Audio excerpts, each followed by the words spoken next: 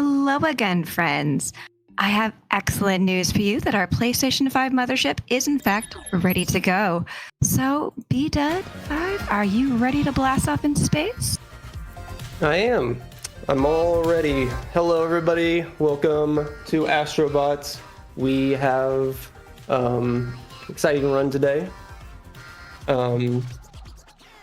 Yes, very, very exciting run today.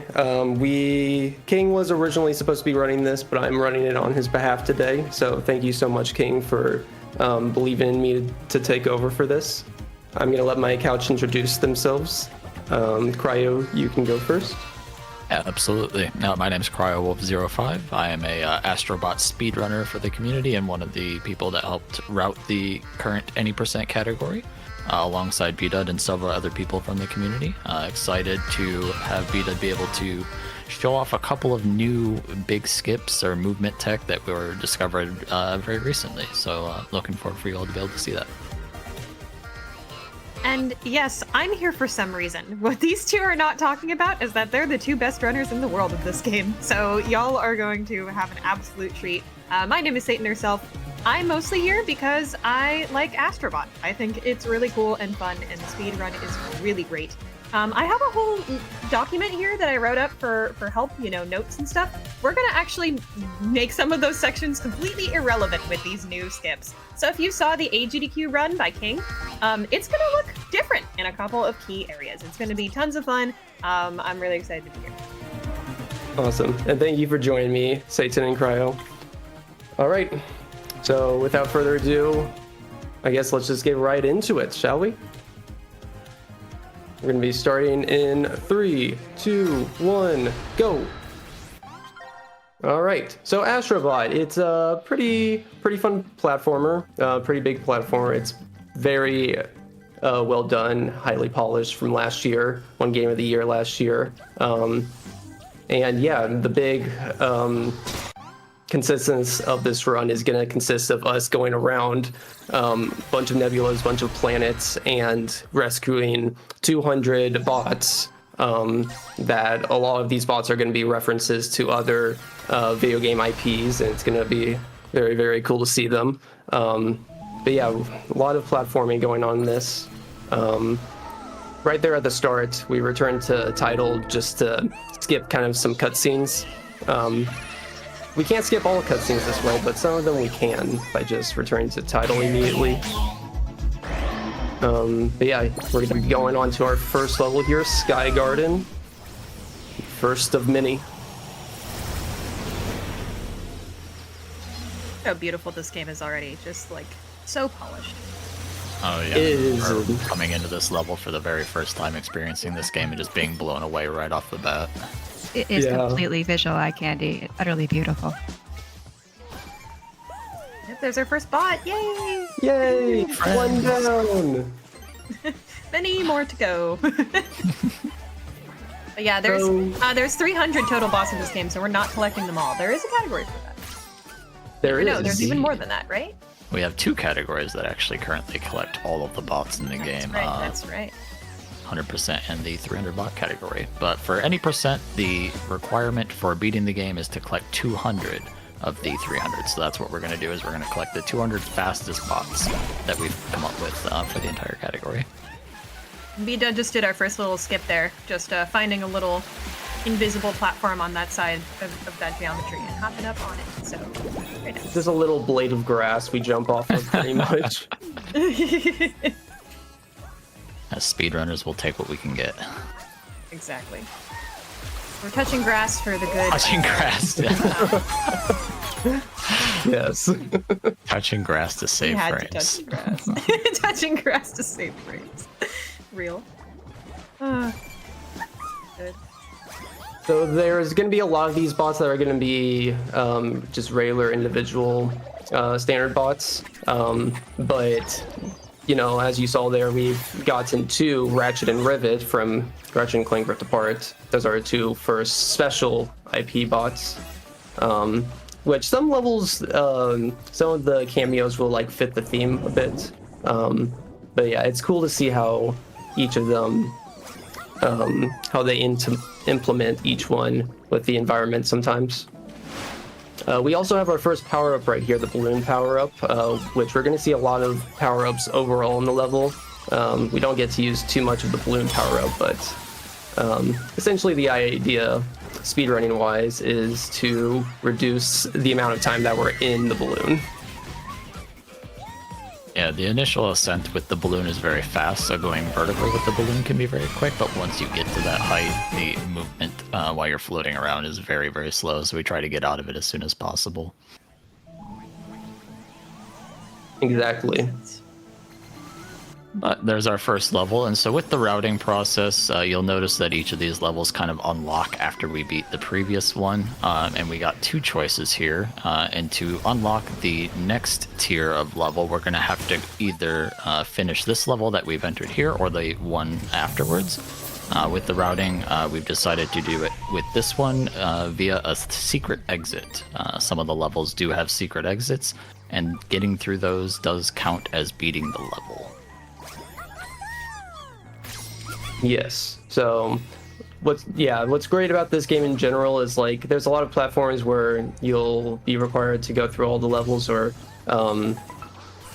even just like have to finish the level in order for all the progress to save. But yeah, as long as we take the secret exit, and also just like bot wise, we only have to we don't have to get all the bots in order for it to count, or there's some levels where we're going to be able to exit early because like we can just get the bot and then leave it early. It's nice that with a modern platform like this, we have these different checks that allow us to bypass just going to the very end of the level altogether. And we just picked up another very iconic friend with our good buddy Crash. Yes. Oh no. No. So one new thing in Astrobot is ledge grabs, and it's kind of this automatic system where you have to kind of like fall into it. You have to have enough height and fall into a ledge. So I'm not like pressing a button to ledge grab. You just kind of have to rely on it happening sometimes. We usually have consistent setups for it, but yeah. Okay, there we go. Most modern games that kind of identify what ledges you can grab on, it's never very clear what ledges that Astro will decide to be like, yep, I'm going to go ahead and grab that one. So it's taken a little bit to find some of these hidden ones. And I noticed, Bdud, you just said new, so are we perhaps referring to that this is part of a series? And a lot of people don't actually know that. It is, yeah. So Astrobot, yeah, like a lot of people realize like there's been a lot of headway with Astrobot this game because it won Game of the Year last year and everything, but it is actually started off many years ago. It has this interesting start back in 2014 with the PS4 as like a side-off thing. It wasn't even like its own game, and it's even had its own like VR title and everything too. But what really helped to identify it as like a platformer was Astro's Playroom, which launched with the PS5 back in 2020. And that game is basically a little demo for what this game ended up being. Yeah, it's like the scale of like one galaxy of this level. But yeah, Playroom is great. And it was Yeah, crazy. I know It's like Playroom has a great speedrun community too. Yeah, a lot of them have actually transferred over to this game for obvious reasons, but that was very interesting to see that we would get a free game essentially with the Astro's Playroom, which was kind of created to show off the PlayStation 5's capabilities as a whole, as like a tech demo of sorts, but got a lot more love than I think they expected to, and so now we've got the full-fledged Astro bot game. And so what you saw Bdud just do right there is he actually went back to title after collecting the final bot. In those bonus levels, those secret levels, we don't actually have to finish the level, so we can return to title to save a little bit of time. And then Right here we're doing It's just saved forever. Yeah. Right there we're doing the infamous Addy skip, which is just going back to crash site to skip the cutscene so we don't have to watch it later after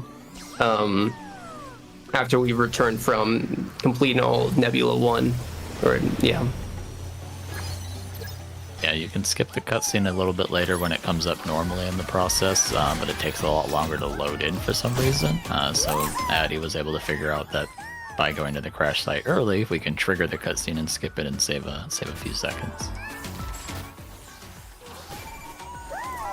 We're on the ice cream level now, the level that always makes me hungry. Yum. I want to see think favorite ice cream flavors in chats and donation. Right now. Yes. My Oh, no. favorite would be Rocky Road. Ooh, nice choice. I'm a cookie dough person, I would say. Ooh, Classic. love cookie Can't go dough. wrong. Yeah, I some will say I have a Metal Gear controversial friends. opinion, and I'm very happy to be fought on this with donations, but I do not like mint chocolate chip at all. Oh, in any format? I know, like, my old Yeah, roommate nothing. was not a fan of it. I think it was green mint specifically, but he was fine with the other mint chocolate chip. Oh, interesting. Well, I like peppermint, so, you know, there's something there. Something there. I've got a hot intake. I love a certain flavor of Ben & Jerry's that they no longer make that had potato chips in it. I think it was called Late Night Oh. Snack. It was really, really freaking good. Oh, that sounds And I really won't good, knock it till I actually. try it, but sweet and salty is always a good combo, so I wouldn't be surprised if it's Exactly. good.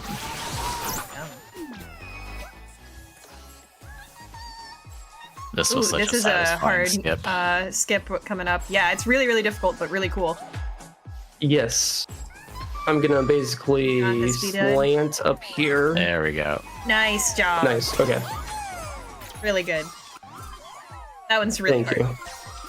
It is deceptively difficult, but it was very satisfying to find because the format for getting that bot normally is to hit those ladybugs, and early on we would hit them and just pray that the RNG would hit the correct ice blocks fast enough for us. So finding that jump saved us a lot of time and consistency. Yeah, thank God. I remember trying to spend a lot of time seeing if I could make those ladybugs go in, like, help make it consistent the direction that they head in, but they bounce all over the place. Nothing's ever consistent with those ladybugs. We're on Construction Derby, which is one of my personal favorites. It's not my most favorite, but, like, listen to this bop. This music here, it's so good. Great music, and probably one of the fan favorite power-ups that you'll see coming up here too that we'll get access to. Yeah, I was about to say, dog power up coming up. Definitely one of the best.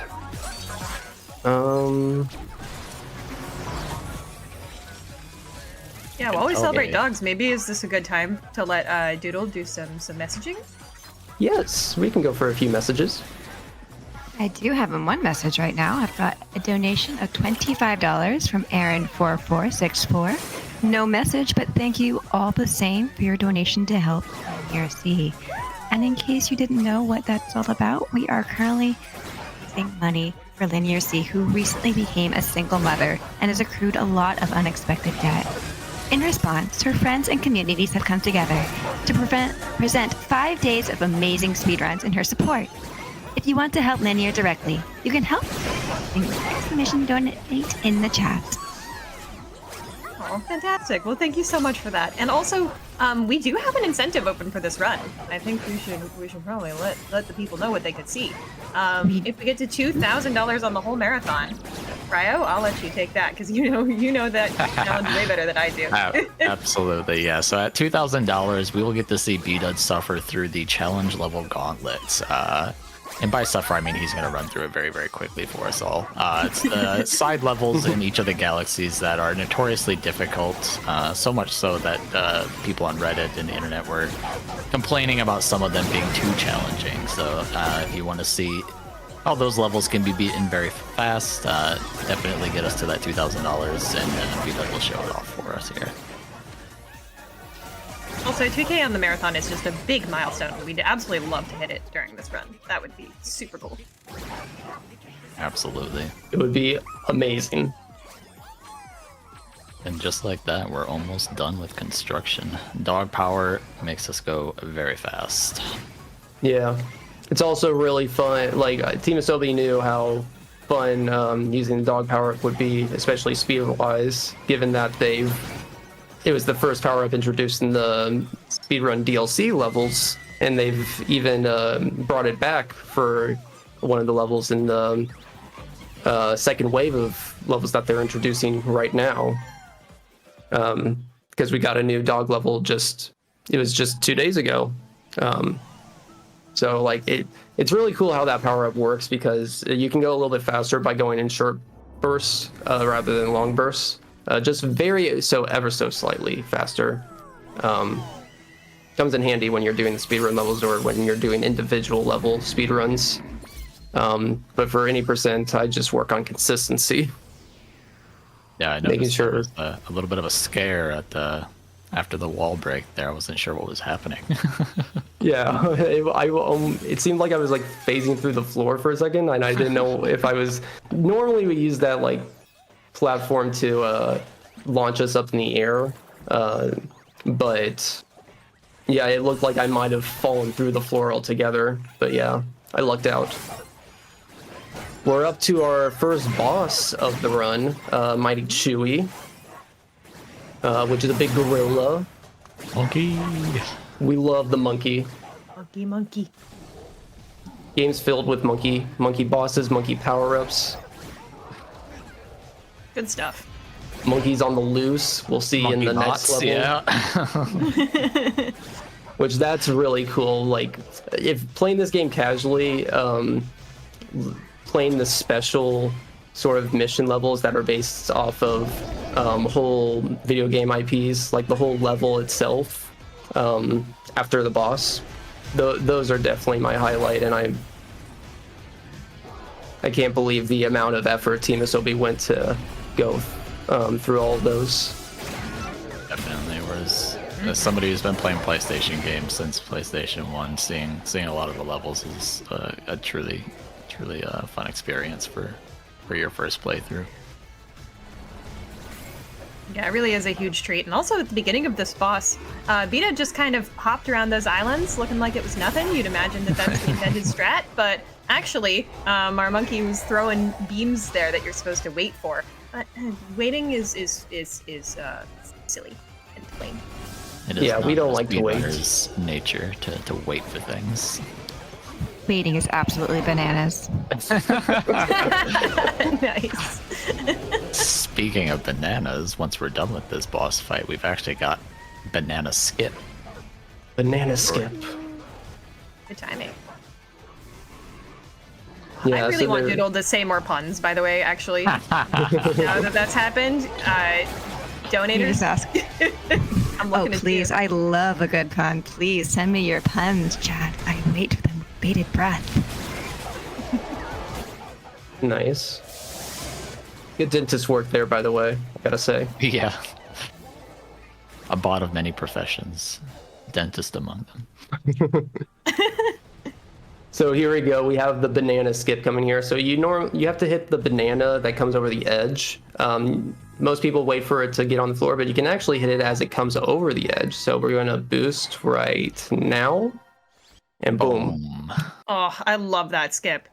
Earliest So good. capture possible. That was really It's clean. so satisfying.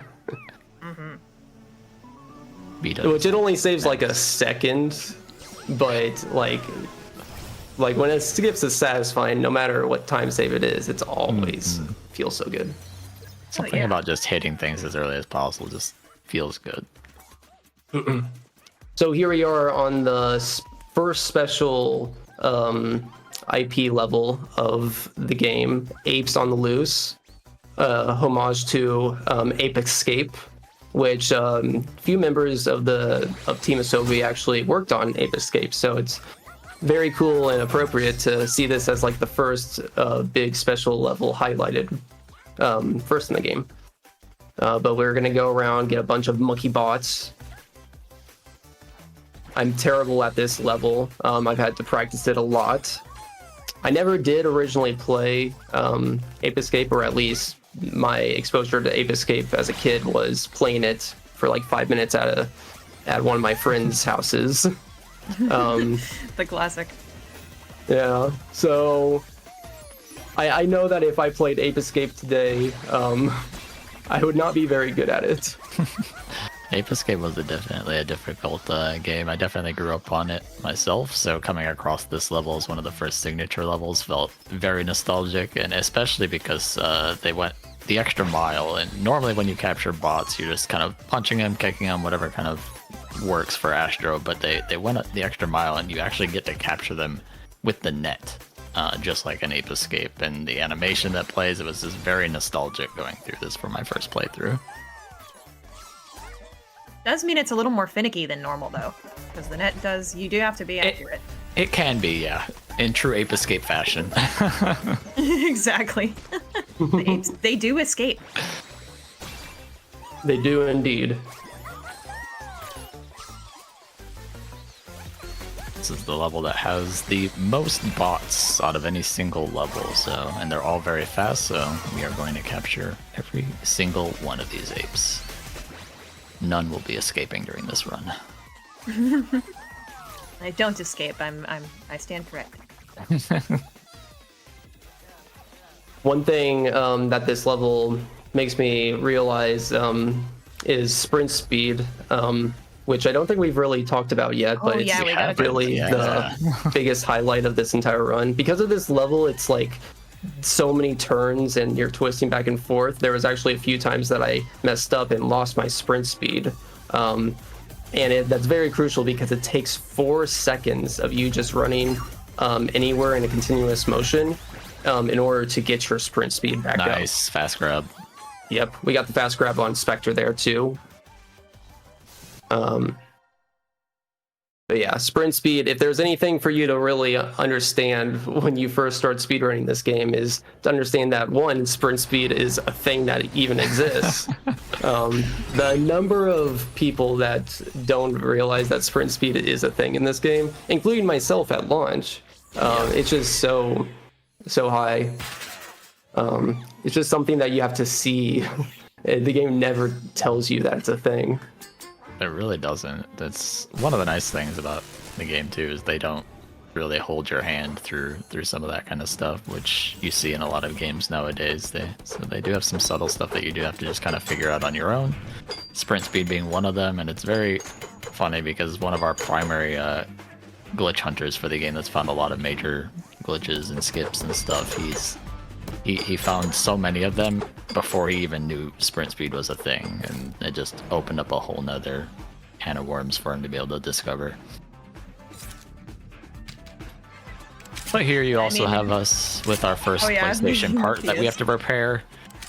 We get one of these after every nebula, and we just go through a little bit of a sequence here to put it back together. Casually hammering our PlayStation parts. Are you going for lever glitch, Bdud? Lever glitch. Oh, yeah. I forgot that's It's okay. That's you have to go for it. Yeah, I remember King always tries to go for the lever glitch. I forget from time to time that it's even a thing. I never get it in my runs. I don't know how he does it. Yeah, me Very neither. funny to see it. Yeah, it just leaves the lever up. It's kind of silly. It's like it's just a visual glitch. It doesn't really do anything, but you know. But hey, we like our visual glitches. Exactly, visual glitches are kind of fun. You know what else is kind of fun? Ooh, yeah. I've got $5 from Shala Kitty, and they want to let everyone know they're English is hard for a second there. They say thank you for taking care of that monkey business with a happy face. Perfect. I also have $5 from Moxie. Howdy, Bdud. Yes, and friends. It's always nice to see Astrobot runs at events, and I know you'll crush it like usual. My favorite bots are Amaterasu, Clona, Sol, That Guy, and Kai Kisuke bots. Glorp luck, everyone, and I hope this can help out. Thank you, Moxie. By the way, Thank you, Moxie. they did put that donation in towards the Super Mario Glitch exhibition. Ooh. It's going to be absolutely bonkers. You do want to see that. So please, chat, put your donations in towards that, as well as the OST Bid War. We've got Retro Mix or the Modern Remix. So if you want one or the other, you do need to put your donations in with !donate in the chat. Yeah, and no matter what you choose, all of that will go towards our challenge levels incentive bid war, or not bid war, milestone here, where if we get 2K on the whole marathon by the end of this run, Bdud's going to suffer. Yes, make me suffer. But suffer for a good cause, of course. Absolutely. Exactly. Well, he's kind of already suffering because we're in the land of the bots will come when they want to. Yes. When they feel like it. Bot RNG is a thing, and we all have a fight with Parappa on this. He likes to take his time. He's busy making music somewhere. Really random fact. The Parappa Flash game from 2010 does have a speedrun board, and 5 people have speedrun it. Ooh. They're all within 1 second of each other. Oh my. Really? Competitive.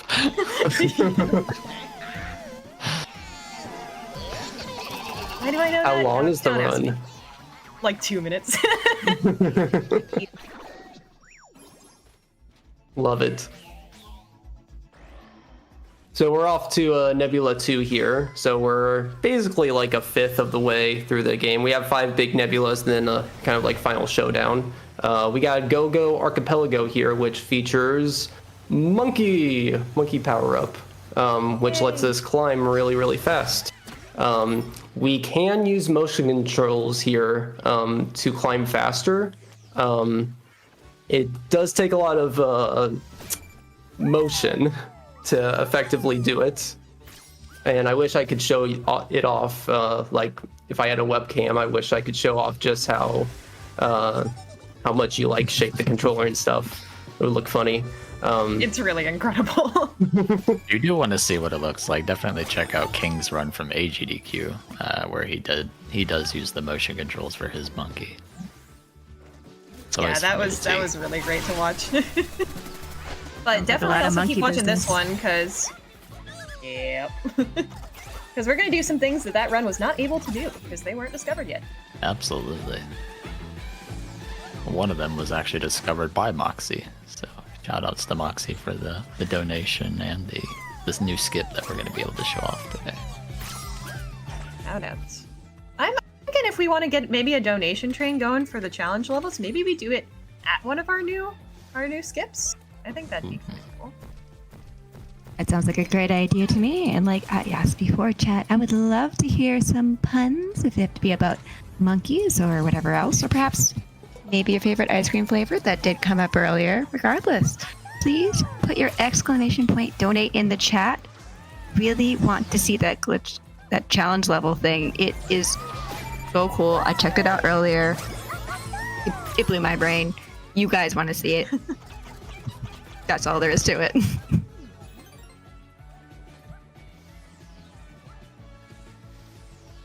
Okay, nice. Nice. Oh, well done. I think that's still one of the only. I think I'm the only person to go for that skip. I was just still. about to say, I don't Yeah, think I've I seen think- very many others do that in their runs, including I haven't myself. either. That was really It cool. seems so sketchy for a while because it's been known for like months, but It's a very tight jump.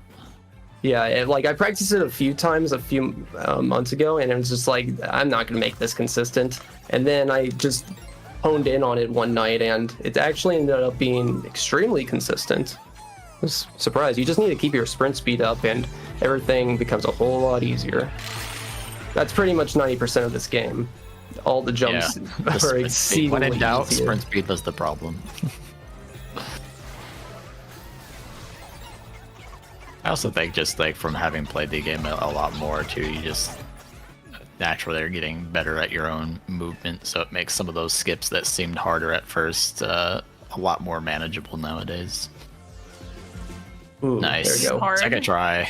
We didn't even Nice. talk about it, but that was Go-Go skip, the skip that saves the most time in the run, like by like a minute or something. I A forget minute and a exactly. half, I think, time save on that one, but yeah, it was Normally when you're finishing this level to get to the exit, whether you want to go normal exit or this is the secret exit technically for this level, you have to do a mini boss fight, and it takes roughly about 1.5 minutes to do that boss fight. So by being able to clip through the geometry, we can actually get to the secret exit through the secret back door.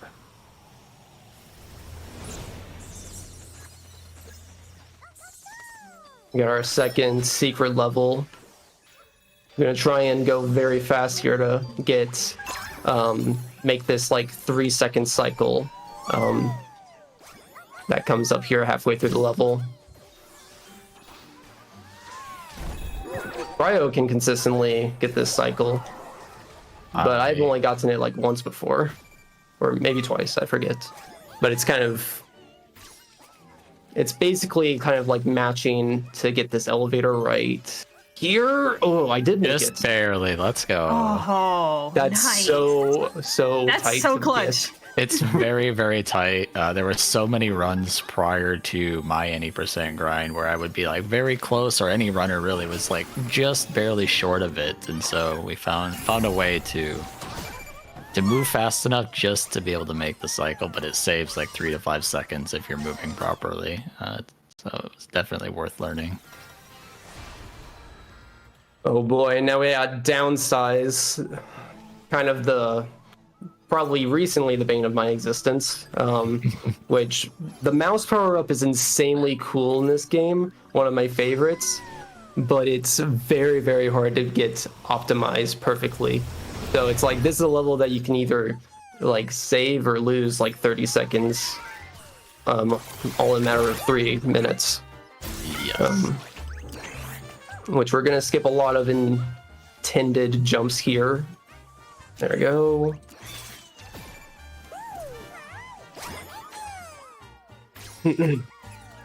There's a recent any percent runner that spent a lot of his time early on in the game just doing nothing but grinding this level specifically for the IL world record time, and when they finally got to doing this level for any percent, they absolutely destroyed the previous best times that people had in any percent for this level. That's just how much movement can be improved on over the course of the entire level. There's so many little things that you can do to save so much time on this level. But design-wise, I think this is one of my favorite levels in the game, just with being able to go small and big, and how they've incorporated it in the level as a whole. I agree. Such a cool mechanic. Yeah, and it's The just hardest- like so whimsical and inventive too. Yes. Yeah. Oh, fast frog. Let's go. Yo, fast frog. Nice. The camera angle's so tough to do that with. It's very difficult. I personally do not mess around with it because I find it too challenging for myself. Bdud is hitting some hard tricks, by the way. He's- I'm just He's saying going the for it chat. all. Oh yeah. Oh, and you do tower skip too. Oh no. I fell.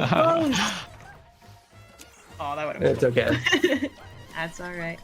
We still get to show off climbing the tower fast this way too. This is normally you're supposed to go Yeah. small and climb up through here, but we're like, nah, we're gonna stay big because you move much faster the bigger you are. Which we'll get to show off in the next nebula with one of the other power-ups too. I was gonna say that will be important later. And Yeah, I didn't really have skip. sprint speed there, so it was a little. little sketchy. There we go. Got it, Okay. though. Very nice. Okay. Yeah, so I got fast frog, so that saved me a bit of time there, but I didn't get I fell off the tower, so it kind of probably evened out there a bit. So yeah, still a very nice downsize though. And then we get to go into our last lost level that we will be doing in the entire run. We try to avoid going into these because of the animation that you see play there. It takes up a lot of time, but these levels also are a little bit smaller and only have 5 bots total into them. So, whereas the normal levels have 7. So if we go to a level, we in general want to try to capture all the bots just to minimize the travel time and everything. But this level and all the ones that we decided to choose for this run are just way too fast to ignore for how many bots you're getting. And a very Speaking about that, satisfying and level. also like just talking about how we decided to route these levels in. Like the routing process for this game in general was one of the most intensive things I've ever done. It was extremely fun, but man, like it's crazy how much back and forth we've gone on like trying to implement or incorporate different levels throughout the first few months. And me and Cryo were kind of the main ones behind all of that, keeping up with it for the most part. Anytime somebody posted a new strat, we were both immediately like, can we use this? How do we use this? Is it any percent viable? And trying to find ways to change things to make them run as fast as possible. Right here, we're going to go behind the level and just avoid the fights. Easy peasy. We avoid the fight in Archipelago. We avoid the fight on Voxel. We're just not fighters. We're trying to collect friends here. What speedrunners do. Skip everything we can. Alright. We got Warrior Passage. This one's usually a more consistent level for me, personally. The next level, though, is where we have the big new boss skip, though.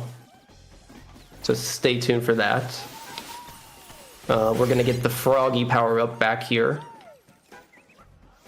Which, this one a little bit in Aztec, but we get to use it a lot more in this level. Yeah. Do you mind if I step in with my own sort of skip? Yeah, go ahead. I have a skip to 2000K. We have $165 from Cyrus. Go Bdud. You are always so enjoyable to watch. Glad we both can help support in this great cause. Don't forget your runes. And that does mean we are doing the challenge levels, by the way. I am so excited for chat. They're just amazing to watch. I'm so happy for you guys. And we have also one more pun of $5. One more donation, but banana puns? I don't know how I feel about that, but I hope to hear a bunch of them. That was good. Oh my gosh, thank you both so much. We got there. That's incredible. That's awesome. Yes, thank you so much, Cyrus. So much to our donors. Thank you so much. This is going to help LinearC. She definitely will appreciate all of the love you guys are showing. Yes, thank you, everyone. You guys are awesome. That's fantastic. Oh, I'm so happy. Yay. And now we get to see Bdud suffer. Yeah, everyone loves to see me suffer. Yeah, tell my chat it's what they yearn Rock for. only win. Oh, cry! Oh no! There's a big meme in my Discord of me doing the entirety of Horizon Forbidden West using only rocks, which rocks deal like 1 damage, so it'd literally be like a 100-hour run. But it's for the entertainment. Yes. It's worth it, right? Here we got another fun skip that was found where you can actually hit these platforms before the worm comes up. Normally you get eaten by the worm here, and there is a bot inside there, but it does take a little bit of time to go through it in the big cutscene that plays from getting eaten by the worm, so it's faster for us to just skip it. Yep. And as a result of that, we kind of, when we don't blast out, we go straight down to hell. It's a king joke. Had to put that in. Had to throw it in there. Yep. Ooh, hell, I don't know. I'm kind of partial to that place. We sent you some friends. Awesome. I mean, you six bot friends for your company. Yay, little bots. All right, and now we come across the only boss skip that we have in the game so far. We've got people hoping to find other ones, but recently discovered was a way to skip the entire boss fight here. It was found on 1.0, but Moxie recently was able to discover a way for us to do it in current version. So we will now have 40 seconds roughly of time save that we can add to every runner's runs from doing this. And so in most boss fights, you'll notice that we have a couple of hearts. Instead of just being one shot like we are in normal levels, we have a couple of hearts to be able to take some hits from the boss. And usually we'll abuse that in some of the boss fights to skip mechanics, but in this case we're actually going to intentionally break all of them to force us to start the fight over. I haven't seen this skip, by the way. It was discovered literally yesterday? Yeah? Or the day before? Yesterday, late the day before, maybe? Yeah, something like that. It's like 24 hours old, roughly. But on the respawn, you'll see that he uses the gloves to get some distance and the hover and everything to get outside of the island. And normally, if you land on the island and you try to walk over towards the edge, there's an invisible wall.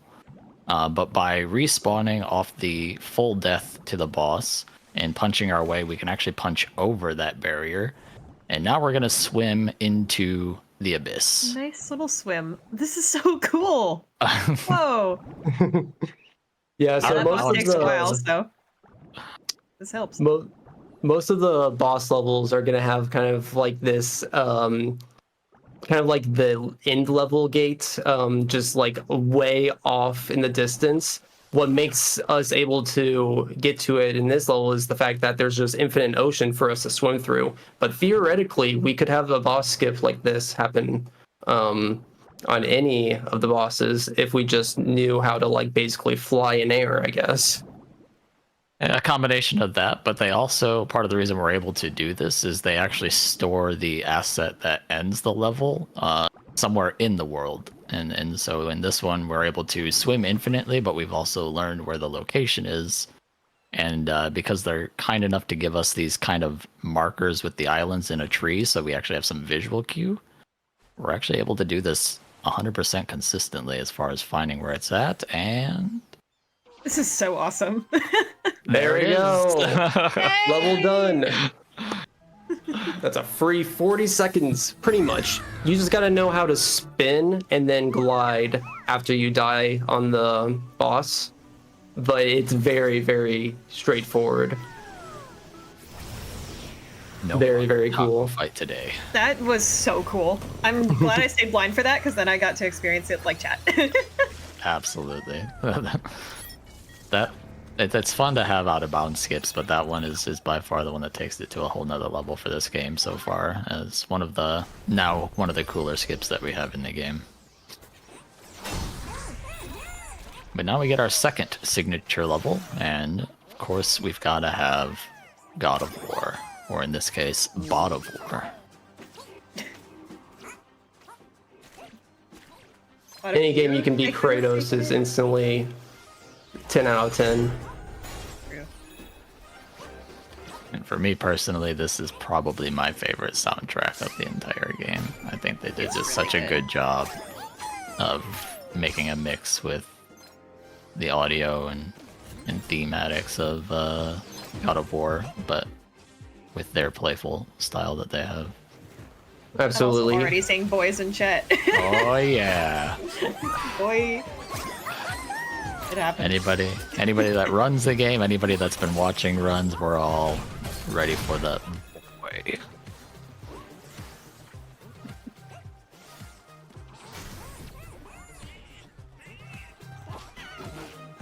That was probably the part that made me love the song the most, is hearing that on my casual playthrough. I was like, they did not just drop the beat with boy. Yeah. I really love the games they're adapting here. I mean, it's clear. Speaking of music, I do want to point out that there is an OST bid war going on right now for the retro or modern remix for Teenage Mutant Ninja Turtles: Shredder's Revenge. Currently, retro remix is in the lead, but if you want the modern remix, I suggest you put your exclamation point donate in the chat. Put your donation in towards that. So we're talking about music. What other good sounds are in this game? Do you have a favorite soundtrack, Bdud? There are so many good ones. The one in Construction Derby is probably my favorite, and then also Orbital are really, really good. Which the Orbital one's actually like one that's been like reused from Playroom. I think it's like been revamped a little bit, but essentially similar. But yeah, this one is always fantastic for the God of War boy one.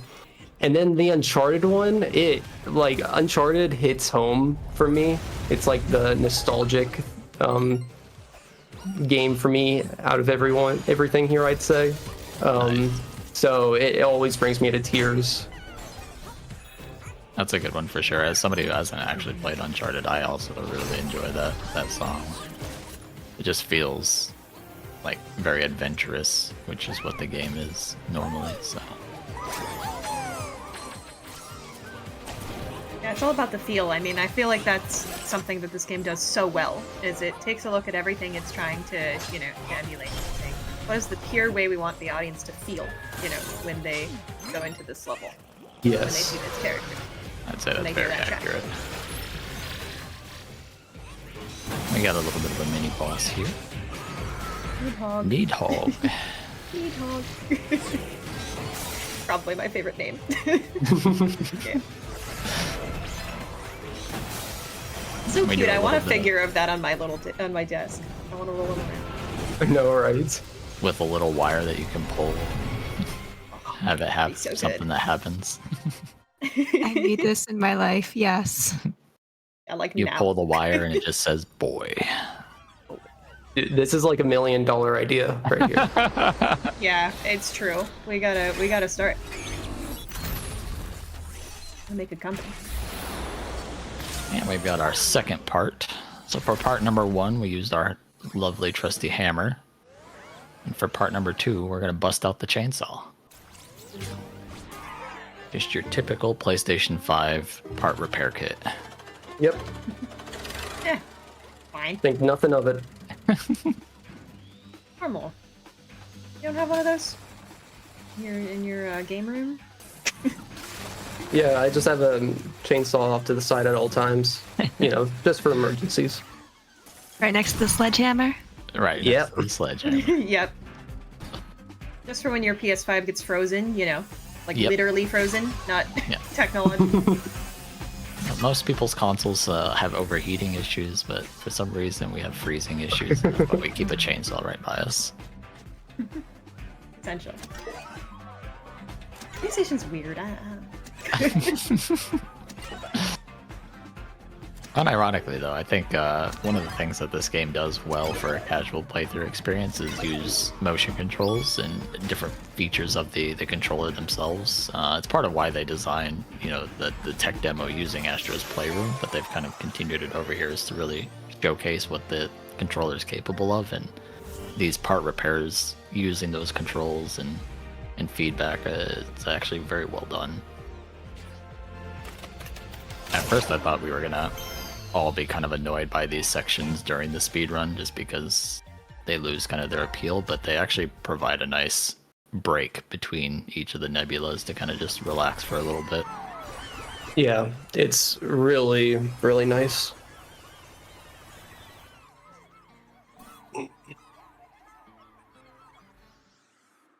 We've got kind of in every speedrun that I ever do, there always seems to be this terrible these like 3 back-to-back splits that are just like the hardest. And for me in this game, that's the next 3 levels: casino, bathhouse, and then not necessarily Big Brother, but trapped in time, I'd say. Yeah, gotta skip one for this speedrun. But it's all Nebula 3 in general, where it seems to kind of pick up pace a little bit on the difficulty. Yeah, instead of 3 splits, it's just Nebula 3. That is the problem itself with, like you mentioned, there's 3 levels with Casino, Big Brother, or Bathhouse, and Trapped in Time, but the signature level for that galaxy that's coming up is also notoriously difficult for people. Yeah, we're gonna need your energy. I mean, Yes. We need all of it. Let's get it. Where's the terrible 3? Dead to be Nebula 3. Dead to be. Oh my god. And we got another fun, small little skip coming up where we can actually jump on this tree to get up to the final satellites. And this allows us to skip another element of RNG with the bot summoning. That was Always inconsistent for people, similar to the ice one in the first nebula that we do. We have a way to jump on geometry to skip some of the RNG that's in place. Yeah, I remember when we first started routing this game, we thought the part RNG was gonna be like a run killer a lot, but even now, like we've eliminated a lot of the RNG, and even where RNG does matter, it really doesn't impact the run too much. Like a few, like maybe a second or two on some levels, but like the run's so long and there's so many little things that you can mess up that it's really not a factor of if you're gonna like get world record or not, you know? Yeah, absolutely.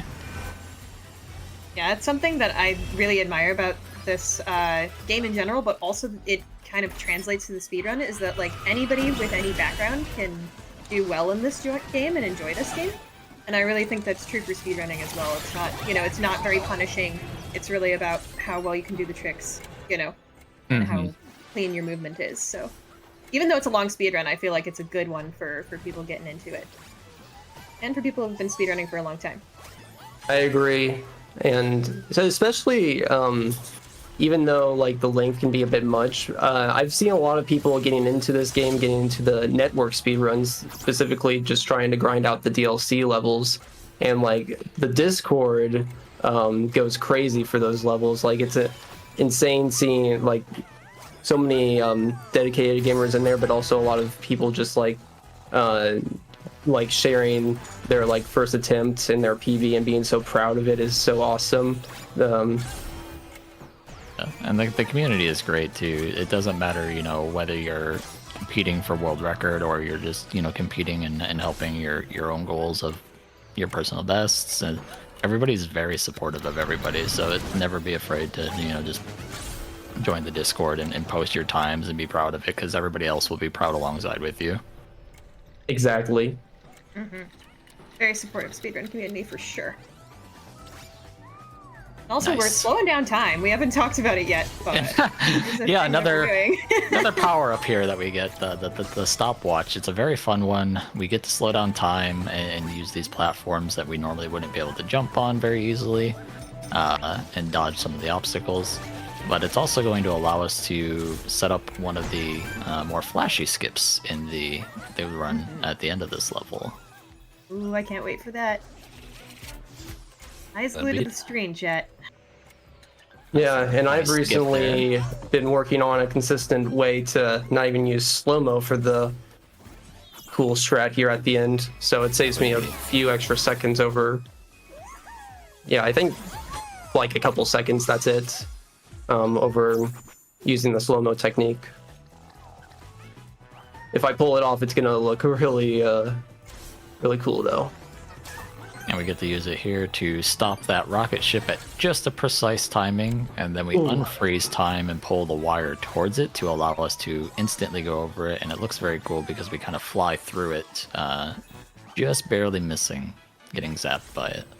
Yeah, it's fun having all these setups and stuff, but because in the end it kind of looks like we're just trying to minimize how much we're trying to use slow-mo, pretty much.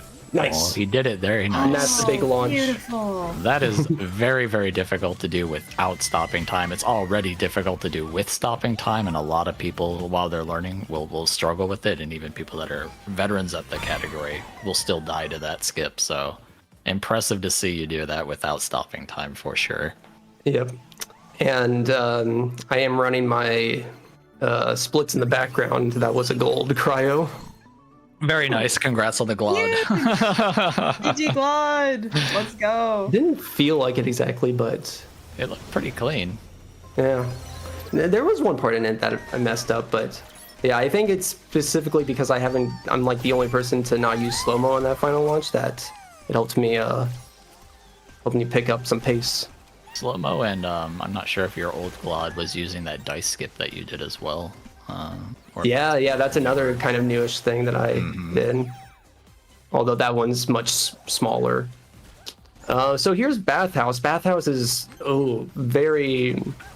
It can be very hard for a newcomer, I'd say. This one I would dread for months every time it came up in a run. But now it's to the point where I can kind of just go onto autopilot and everything kind of just works out. But specifically this jump right here. Nice. Nice. Tiny piece of geometry with a piece of bamboo that lets us stand on it, but it's a very, very difficult jump to land. And for most people learning it, it's got a couple of things that you have to really learn to understand the skip, but once you understand it, it makes a lot more sense. And it's one of those things that you'll fail and fail and fail until you finally hit it, and then you're like, ah, and you have that light bulb moment of this is how it's done. But just watching somebody do it is very deceptive when you see somebody like Bdud just do it and make it look like a simple jump. Yeah, all of this is so much harder than it looks. And especially while you're big, it's, you know, being big is faster, as we said before. So we want to try to stay big as much as we can. But then also your hitbox is like somewhat obscured. And yes. So, you know, it's a little bit harder to make those precise landings than when you're normal size. Absolutely. Yeah, this level, as you've noticed, can basically be done once you've turned big. You can basically do the entire level without ever having to use the mechanic of squeezing the water out to shrink down in size or do anything. So that was really impressive. Thank you. A lot of fun skips in that. Very difficult level. Very well done. Yeah, really awesome that you didn't have to go small at any point by accident. That was really good. Yeah, that level rarely ever goes that smoothly, so I'm really happy about that. It's like they knew, because they gave us a nice, calm, chill level with free Big Brother afterwards. Now we get a big friend. We like big friends. We don't get too many big bot friends. While we're chilling with our friends, we're also chilling with our friends on stream, so maybe Doodle, if you've got something for us? I do, in fact. I want to talk more about what we're raising money for. LinearC has been gaming her entire life, since she was a kid, and received her first gaming console, a gift meant for Christmas, but was found earlier by Linear herself. As you could say, that speedrunning gift percent. In 2015, Linear discovered Games Done Quick, which then led her to Frame Fatales and Lady Arcader communities. She began volunteering in various roles, from hosting to community moderation, and soon became a lead for Lady Arcaders and a runner. Linear loves helping and uplifting others in her community and helping raise money for charities. If you want to know how to help LinearC directly, you can type !LFL in the chat. Thank you so much, Doodle. This is a great cause we're doing stuff for. I love that we're getting to play Astrobot. It's always impressive to me, the speedrunning community, just how fast everybody's able to put something together for any sort of cause, and everybody bands behind it. It's something I've always admired about it, even though I'm brand new to speedrunning myself with Astrobot. Yeah, I'm always amazed by it too, like, power to the community. Glad that I can actually be a part of it now too. Yeah, you're doing amazing. Both of y'all have just really jumped in at the last second. Also, we mentioned that King wasn't able to run. That was news that we got yesterday. So Bdud has really just jumped into that runner role. Cryo's jumped into the commentator role. I'm the only one who's kept the role. So, like, it's been amazing to watch these two just say, yes, let's do it. And jump right in. It's really awesome. You've jumped into the Astro role. You're an honorary bot now. Awesome. I'm gonna get kicked from so many Twitch chats.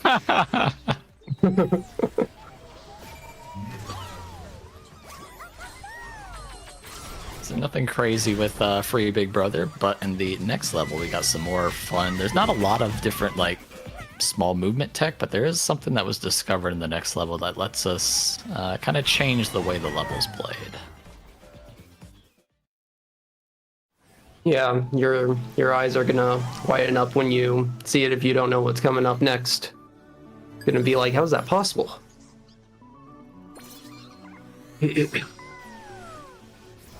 Prep in time, definitely a level that was pretty scary for me for a while with a couple of the jumps that you have to do that are pretty tight, and each one of them is very punishing if you fail them. You lose quite a bit of time from these ones. But thankfully they have gotten a little bit more consistent with some setups and some movement adjustments that we have. But we get the next power up here with the rocket chicken.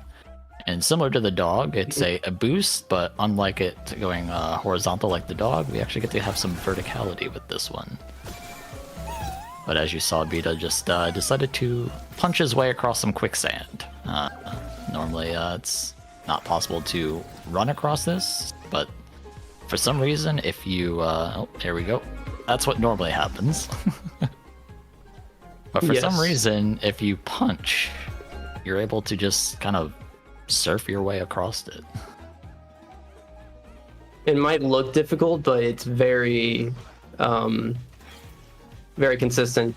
You just kind of spam the punches, and like the punch animation won't go out. Like you'll be able to override it with a different punch animation before the last one goes out. So you just need to find a way to punch off a ledge, and then you can do this pretty much infinitely.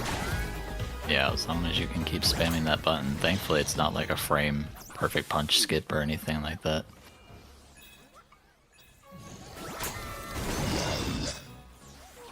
We don't need any more potential frame perfect things.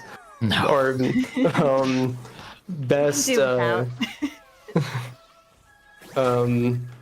our best glitch hunter in this game, Pico, he's found a number of frame perfect stuff that would actually help the run, but it's just like way too inconsistent to implement any of it, and nobody can find consistent ways to pull everything off. Yeah. But like the animations to go to this lost level, all those can be skipped if you frame perfectly pause the screen and exit to the main menu, kind of right as you go through like the rift portal.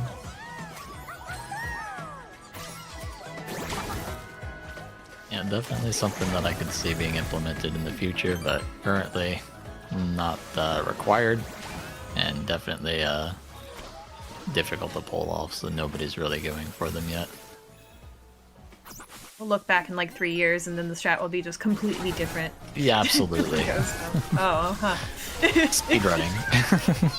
Yep. Oh no. The spiky guy. My nemesis. Oh, the spikes. The timing on those guys can be annoying sometimes. Yeah, luckily the checkpoint's not too far back there. Definitely one of the better deaths that you could have in the game.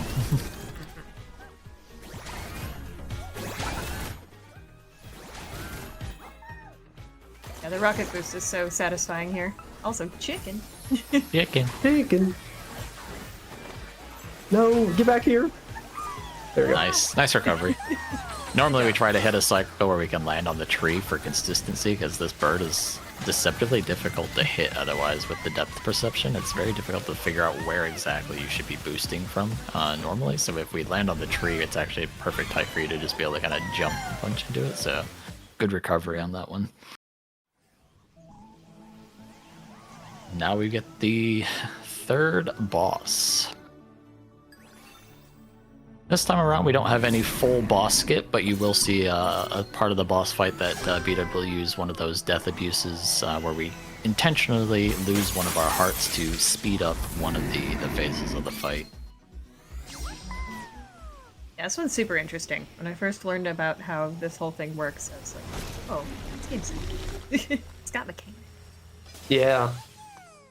And I believe Playroom had something similar to its final boss for its speedrun, so I know that when we were theorizing about any time save for the boss, for boss fights when the game launched, people were like, oh, let's see if we can like death animation cut off some of the animations of the boss by death abusing, and that still is true, so that's cool.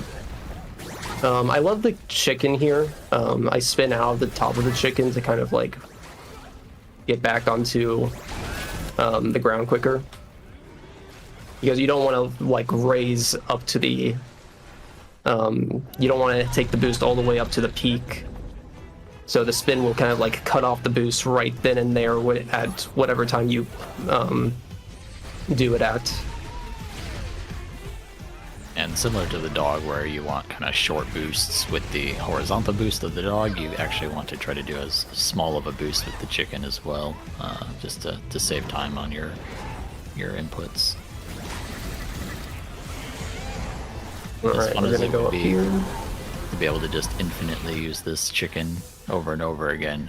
They do unfortunately make it so you have to touch the ground in between each one that you're doing.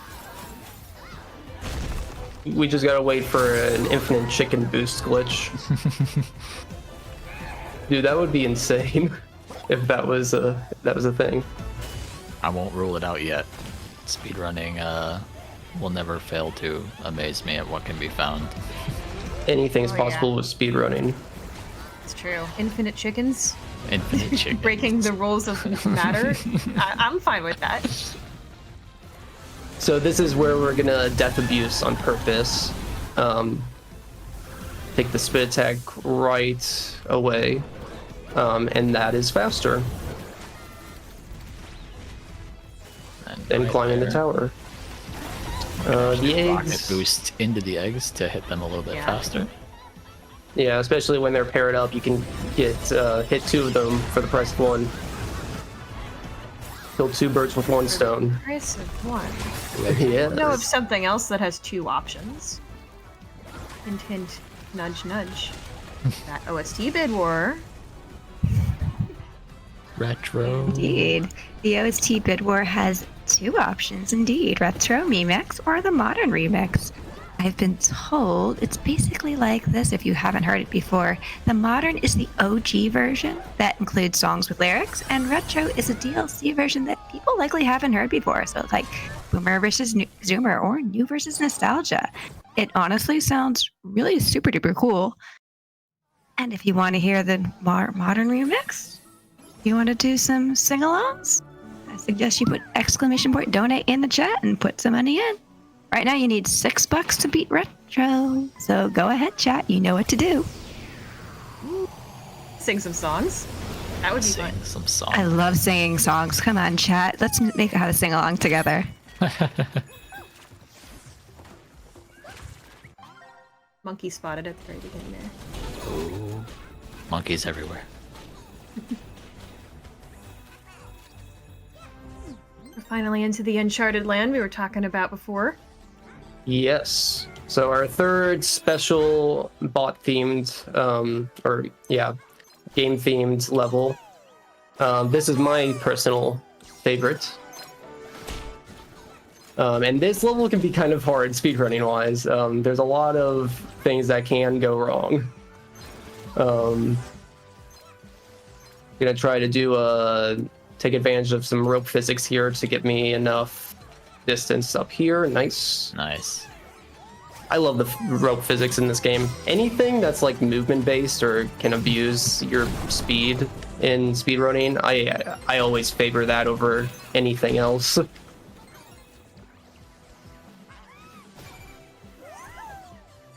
think you're one of the few people with your rope physic enjoyment. Yeah, I've found most of the rope physic type strats, and a lot of people just can't get the instinct to pulling it off. So I'm sure my name's been cursed a lot for it. Oh, there's Bdud again, finding rope strats. More rope strats. Great. We did a very little out of bounds there to just skip kind of like a 5-second sort of like section where you're just shooting a lot of enemies before you can progress forward. There's lots of ways past it, but that's one of the more consistent ways past it. Now we have like once we kill these guys, we're going to try to skip part of the zip line. Little momentum platform launch similar to the casino launch that we did, but it allows us to get a little bit, again, more forward progression without having to wait for anything while that rope is spawning, or zip line. Yeah, and most people don't know that you can even use that rope as a zip line because you just use a rope and you kind of like you kind of just like slide down. But yeah, like it's the same prop used as the zip line all else in the game, so it still carries over those properties. It's so cool being able to utilize something for the way it wasn't actually intended to be used. Yeah, I definitely don't think that was in their mind when they reused that asset. Not at all. They just need to hire speedrunners to break their game for them. I know several companies have done that. In their playtesters, they've started reaching out to speedrunners. I think It only makes most sense. notably Naughty Dog, I believe, does that a lot. Yeah, with Anthony Caliber. Yeah. Yeah, that's really cool. That they did that, and they've implemented the whole speedrun mode for that game too. That's one thing that I like to see with games is, I recently saw when you were doing your Last of Us stuff, is that a game actually has a speedrun mode to help make timing more consistent for people. Because there's always that little bit of user error with having to manually do a stopwatch for yourself. Yeah, I love it when games do that. Like, it doesn't seem like it doesn't have to be advanced or anything. Like, just having a way to put the in-game timer on screen is all I need. And it's just like, it's just so cool when stuff like that is implemented and thought about. I tend to see it more on the indie side, but it is cool when AAA games will incorporate that stuff as well. Definitely. Sure. Really shows that Now the we're getting developers shot care at with about. lasers. Yes, Sorry, go many ahead. lasers. I have a consistent method here where I just go to the top, and as soon as I see the laser, I just slide down. So it can seem like a little tricky to avoid the laser, but especially using kind of like the extra speed that you have sliding down, you can just easily avoid the laser. Here we're gonna double press L2 and R2 to double our fire rate. And that's gonna let us shoot that gem a little bit faster. And there we go, that's Dude Raiden. Very Probably. nice.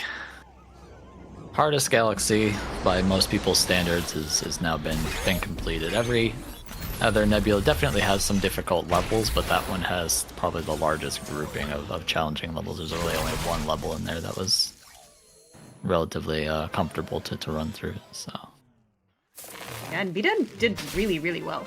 absolutely. Very clean. Thank you. And the third part. We've got When your PS5 gets overtaken by vines. Classic IT problem. Turn it off and on again. this is why we don't go outside. You said we were touching grass earlier? That was a lie. That was We a don't do lie. that. Now we're cutting grass.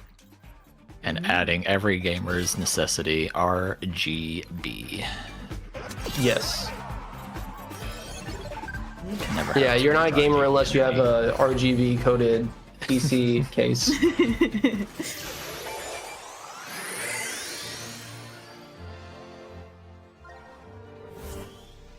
If it's full rainbow, you could be a gamer. Gamer. Oh, it's almost complete. Almost one more component.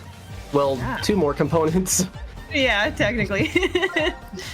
I saw just like the squares, but yeah, always easy to forget that center piece. Gotta have it, yeah. But yeah, I think we have only about like an hour left in the run. That's Yeah, right. it's So fast. breezing That's one by. Mm-hmm. One of the things that's deceptive about this speedrun too is it is, a little over 2 hour category for any percent, which most people look at and it's like, oh, that's so long. But when you're actually running it, it never has ever felt like a 2 hour category to me, no matter how many times I run it. Yeah, same. Yeah. I'm used to these types of speedruns too. 2 hours is like on the lower side of the speedruns I normally do now. And Nice. This is crazy to me. Yeah, I'm a Plants vs. Zombies speedrunner, so felt our main category is 3 hours and 15 minutes long at fastest one.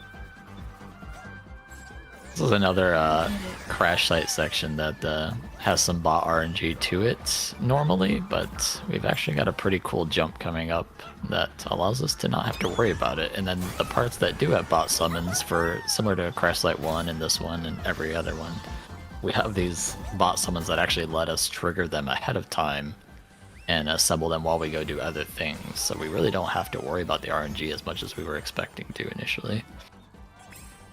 I'm gonna do a cool thing here where I'm gonna exit a space map, and it's basically gonna, as long as I'm about to pull that out of the ground, it consistently will skip that cutscene and progress the game when we return to the space. Because normally we would exit to the title and then load back into the game, but that's one of the few places where we can use space map to save a few seconds over doing that method that we're used to. So we've got a big skip coming up, one of the most, definitely the most infamous to pull off. We've got Hyro Skip. So what's fun about this level is it sends you down to the bottom and you have to climb your way out. But what we're gonna do is try to do a very, very tight ledge grab to skip the trigger on this bridge and go right to the end of the level. And Cryo, do you want to continue the explanation? Yeah, absolutely. So this skip was found, and initially we were doing it. We decided that we would just get that one bot, and we would do this. Well, close.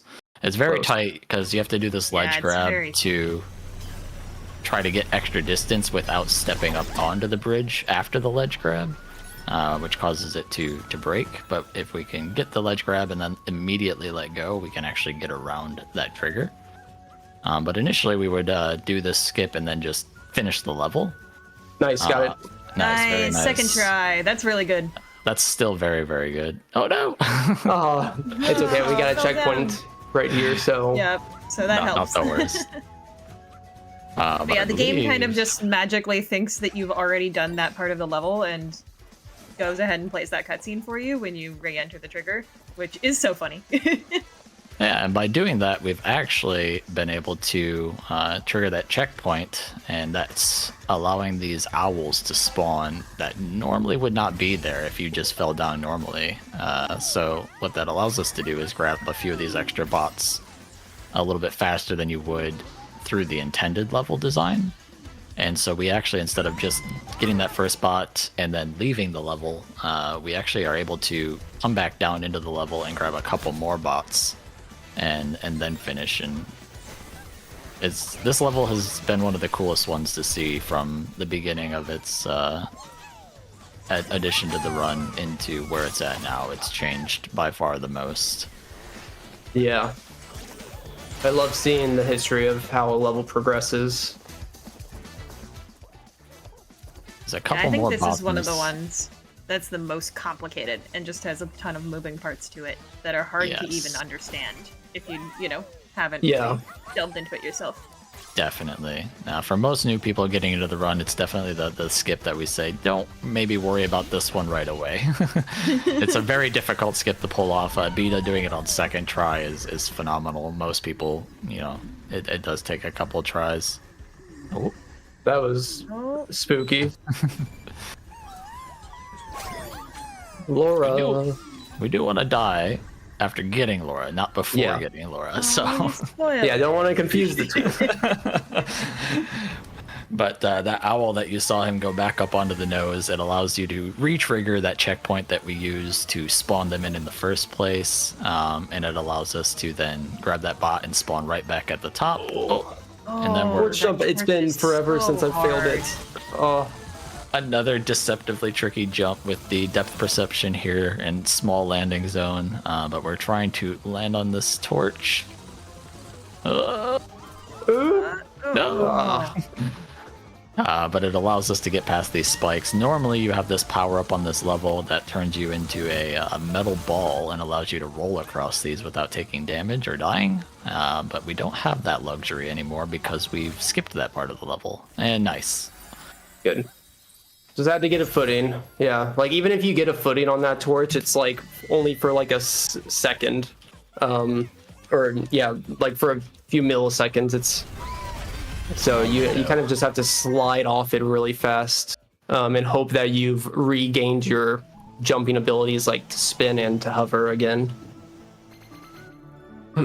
Yeah, between the torch skip at the end and the bridge skip that we did at the beginning of that level, one of the more challenging levels in the entire run to pull off successfully. But very well done. You second try Hyra will take that.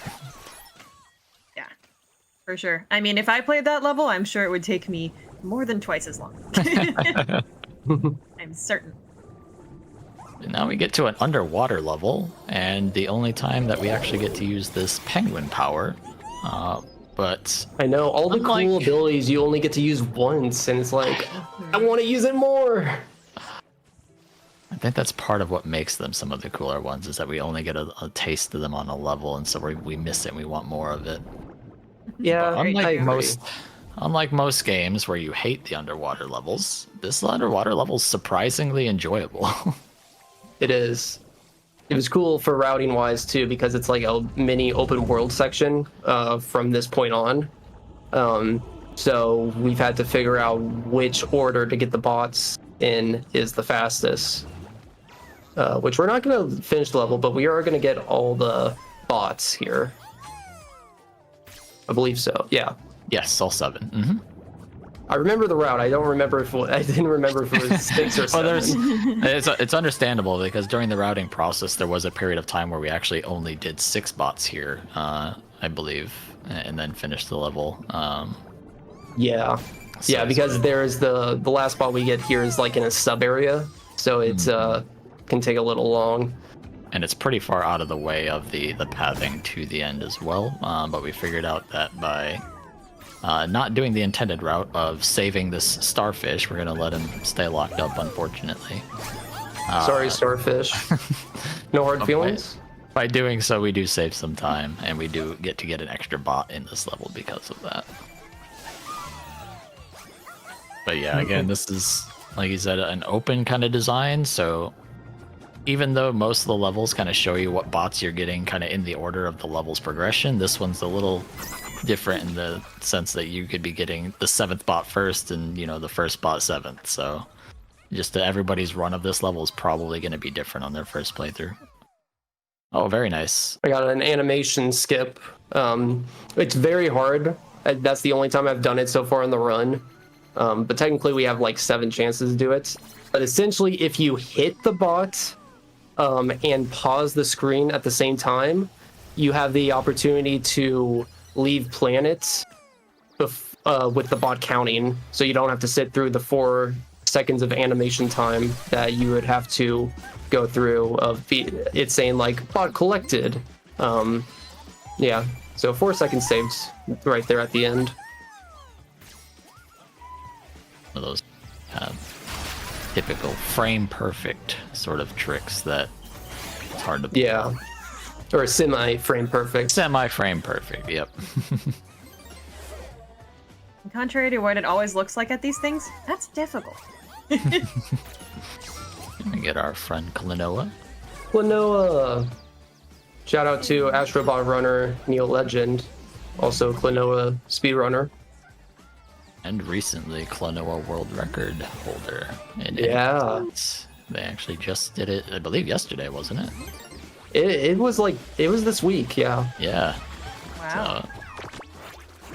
Beloved speedrunner in the community. Klonoa definitely associated to him by everybody, and happy to see him have success in that game. He's also been a very successful runner in Astrobot as well, so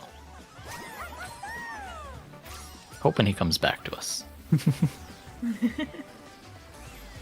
This is another level where we get to have a little bit more experience with the actual balloon power, since we only got a taste of it in the very first level of the entire game. This level is completely designed around it.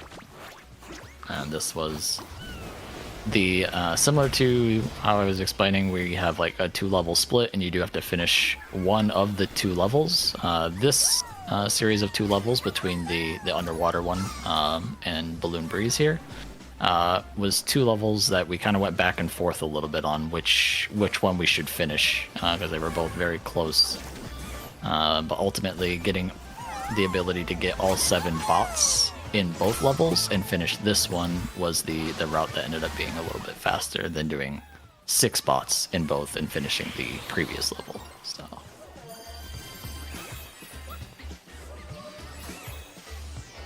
I'm going to try and minimize my balloon time here as much as possible.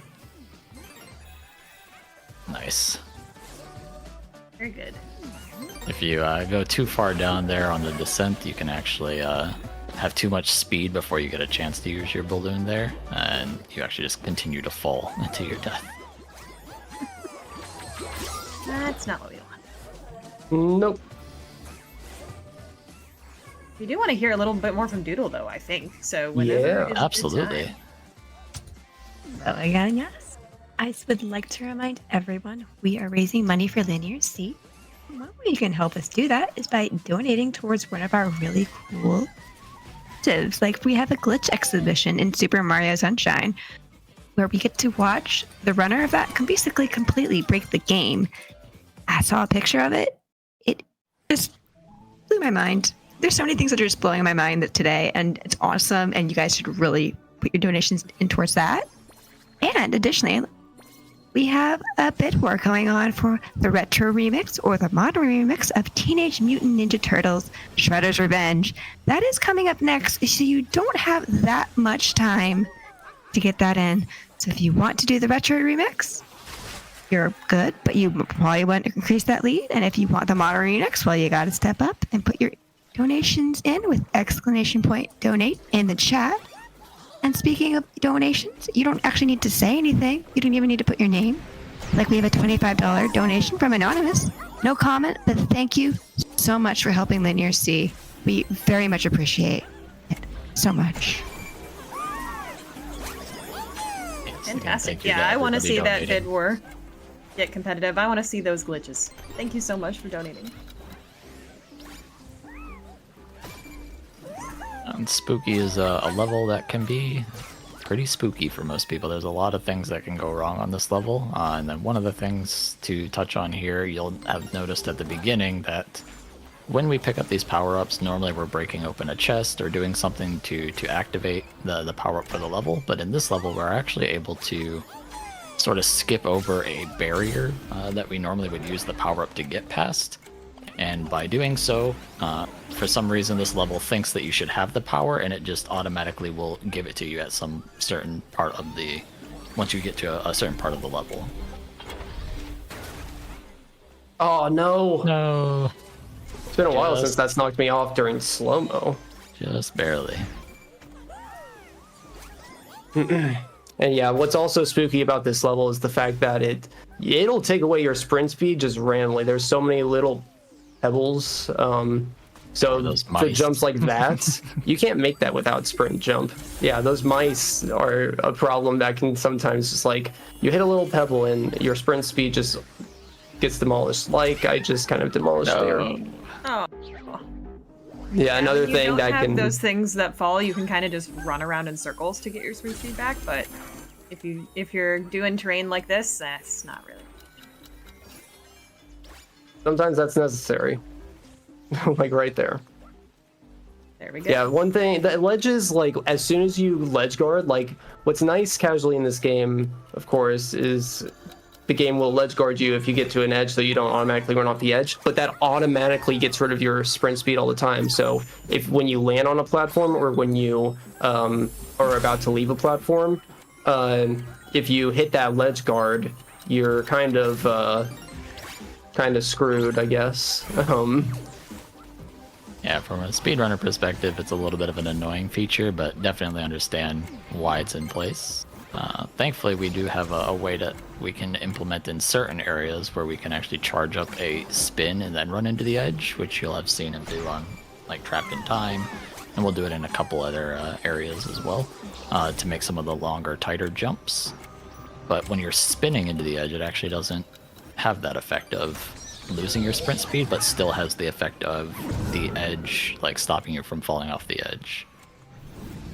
And then here we're going to actually stop time and ride a rock around. Whee! Instead of normally going through the middle there and having to stop time multiple times, it was, I believe, found by you, Bdud, that you could actually surf a rock and make it to the end here. Yes. Yeah, I did find that one. Yeah, so you can't normally do that. It's literally during that first, like, roundabout, as the stones go about the first time, that you're allowed to do that. Otherwise, they'll just insta-kill you if you're even touching them without slow-mo. It's not about them hitting, like, coming around and pushing into you. Nope, just putting your little tippy toe on the top will kill you.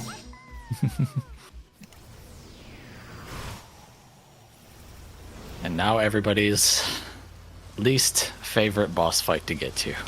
Yes. The hardest boss in the game. If you speedrun this game long enough, you will have absolutely lost a run to this guy. There's just so many tight jumps here. We have a cool little launch here that doesn't really save too much time, but it's cool. But what's so hard about this boss is that we, like you've seen in the last boss fights, we utilize our heart to, or 3 lives to kind of like cut off some of the animations to make it go faster. And it saves the most with this guy, but we have to utilize both of our hearts to save the most amount of time. So we can't, there's no room for error here, pretty much. Yep. No room for error and lots of things that want to kill you. Don't need to use time there. That was how I initially thought this fight was going to be for speedrunning, is Yeah. how to dodge these flame attacks without stopping time at all. But it turned into, no, just get hit by it and you're fine. No, well, I've done goofed. So we get to see me do the second phase here as intended. Yeah, if you do get hit early on, it is better to do this second phase as intended, as the third phase you do save the most time on, and it is also a little bit trickier on how it is laid out.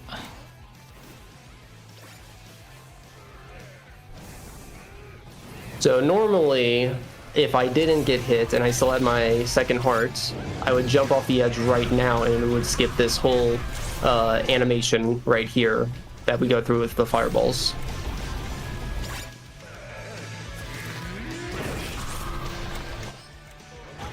After the spin, get the uvula.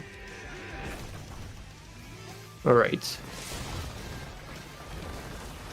And I'm this gonna- is another short little bit of a skip, but normally you would stop time and land on this little platform to the left, but doing so at the right time allows you to actually go straight to the boss. And here's where we'll go ahead and end this fireball sequence at the earliest time possible. But now we are heartless and very vulnerable. Yeah. Very, very vulnerable. You gotta be careful with these guys because sometimes it doesn't look like they have a fireball out, but then you realize that they actually do, and it's just like still in their mouth. Did that a little bit too early, but we're good. Between that and sometimes when they're falling in, it's RNG as to where they fall in place, and they will sometimes like to drop an enemy right on top of you while you have no safety cards. So, dying here is something of an initiation at this point to every runner of the game. It's similar to banana skip. We're gonna hit this right at the edge as soon as possible. Yep. We've successfully conquered the hardest boss. Mecha Leon down. And now we have a very fun level coming up. Another special bot level. You know, the whole level is based off of a PlayStation IP. But this one has some really cool movement tech that was kind of found recently, where I can like literally flip my controller like this. Maybe not like that. More like this. And okay. Could have been a little cleaner, but the idea is I'm gonna flip my controller in my hand, and every time I flip my controller, I basically go faster. So you can see what I'm doing right there for a split second as the controller is on screen. I'm literally just like, it's really hard to do, explain, I guess. Yeah, he's basically kind of rolling it in his hands, I think, for some of these sections. Yeah. Because you have more control over it. You can technically flip it, like toss it a little bit in the air to get the most speed, but you do have almost no control over it that way. But Bdud was able to figure out that you can actually just kind of roll it in your hand and get similar effect while actually having control of the blob to be able to play through the level efficiently. It was tech that was recently discovered, so this is one of the other things that's new to the run right now. And Bdud's currently the only one that's learned how to do this kind of controller rolling to do it, but you can see how much speed he's getting off of it. It's just very satisfying to see. I love I also it. remember hearing that it was kind of discovered by accident. It was very much discovered by accident. Somebody's casual playthrough, their wife actually discovered the movement tech for it, and he posted in the Discord, and we were all just kind of blown away by it. And we took what they learned or stumbled across on accident, and we broke it even further.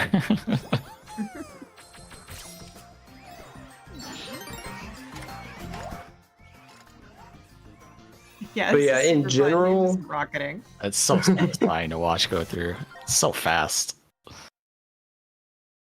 so even before we knew like how to rotate the controller and stuff, in general, that level goes fast by just being in air as much as possible, because even if you're just holding the controller forward, you'll gain a lot of momentum as long as you'll just like bunny hop through it. So I just love how that movement overall is throughout that level, no matter how you approach it. Okay, we're gonna shake. Also, definitely what you should do to your PS5. Definitely. Yep. You just That was- shake it all off, huh? Absolutely. Shake it. Yeah. A little dust in your PlayStation 5, or for some reason acorns. Shake it out. If you really touched grass. If you, they really are telling us that we should not touch grass for our PlayStation 5. I'm not sure. Motion controls are like a little unsynced right now, so I'm holding it at a weird angle. I think it was all the going loco shenanigans. You went too hard. I did. I broke the motion controls. Controller's loco now.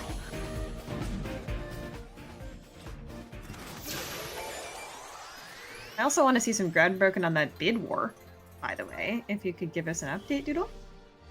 I can. I've also heard both versions, the retro and the DLC remix, and I gotta confirm they are both absolute bangers. But I've heard that the runners have different opinions of which one is better. One prefers the original and one prefers the newer version. So, the chat, I'm gonna leave it up to you. Which do you want to hear? Do you want to hear the original retro remix or the newer and modern remix? They're both really, really good. What you need to do is put !donate in the chat. Put your money towards which one you think is more of a banger and that they need to play with. Because trust me, chat, these are both excellent song choices and excellent soundtracks. But you don't believe me? Do it for yourself. Oh, there's one of the runners in chat right now saying that we should donate for the original soundtrack, aka modern, because it has sing-alongs and the Wu-Tang Clan. So, and that one's behind by only $5, so you can absolutely make a difference on that right now. All right, there's one of Bdud's infamous rope physics skips.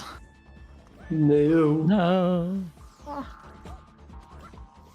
Yeah, She that got was through really the hard hard. part. Yeah, we're gonna skip going down below and just go over the top of this level.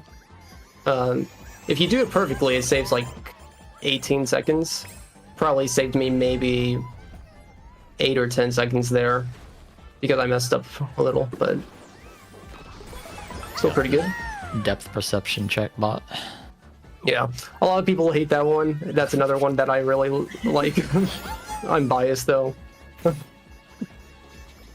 I'm passed hearing the Bdud perception versus check. the world. Bdud versus the community. Pretty Yeah. much. This was a fun skip that was found. Normally, you're supposed to go around to this other bot summon, which has got RNG to it as far as how fast it goes. Push this ladder over and climb up there, but that wall is much quicker to get the bots to assemble, and then we can actually just break our way through and jump up to... Oh. Did you get it? I did not get it. Uh-oh. So there's a thing that I haven't really been implementing yet, but if I like jump into a satellite with a spin, there's a chance that I can return to the space map and then I hit the satellite after it. Kind of similar to the idea that we did in the last crash site where you pull it up and then it like cuts off the like the satellite gets pulled up all the way after we press the space map. But if I see the cutscene already activate when I pause, then I know that it's I was too late. So we didn't get it there, which it's only like a 2-second time save or something like that. Yeah. We're on to the last nebula here. Final nebula already. Which very, very hard levels all around the gate here. Very precise jumps. And our goal is just to survive, basically. I mean, we're gonna go fast, of course, but in this nebula, of course, I usually try to go for consistency above all else. Ooh, that was close. No, I fell. We have a little backup here in case I do fall. But specifically the second half of this level where you're in the air and there's so many places for you to fall that just makes it a very skillful place to traverse. And we get a return of the dog jetpack, so having a jetpack through a place with a lot of holes makes it a little even harder to not fall down any of them. One of the levels with probably one of the bigger like wow factors in terms of the way the level just completely shifts from this kind of deserty city area to completely inside a tornado. Why not? All these dangerous jumps here that very easy to fall off on this level and lose some time. And even at the end too with the boss fight, because unlike any of the other boss fights, you don't have 3 hearts for this final fight here, mostly because it's not considered as a main boss level, so you don't get your 3 hearts. But yeah. No, the bunny. The rabbits. Probably the enemy that I hate the most, just because their hitbox is very weird sometimes. It is really weird. Like, it counts you getting stumped by the bunnies before they're even like all the way down. Yeah.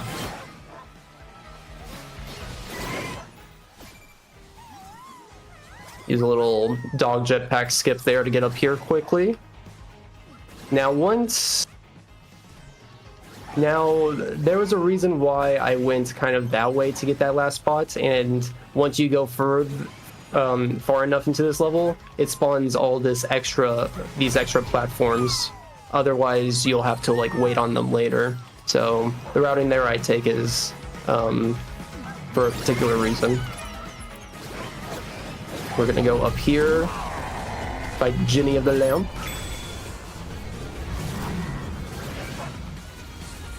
Definitely one I died to a few times on my first playthrough.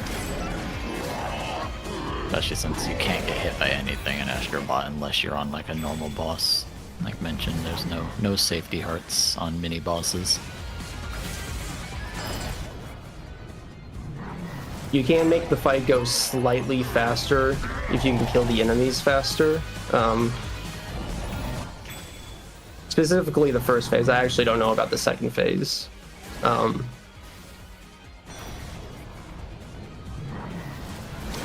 But it's worth everyone for themselves to figure out is it worth risking dying to some enemies and going for fast kill strats just for a second of time save. There we go. Jenny is done, which Nice. I didn't die there at all, which The one rabbit. I did die to the rabbit, never mind. Yeah, but other than that, it was very nice. You can't help those rabbits sometimes. They're evil. Yeah, the rabbit I never died to. It's always that later, kind of like right at the end, like right before we go up to the boss fight is a very common spot to kind of die at. And you're one of the few that goes for that the fan skip too, which you pulled off in that run too.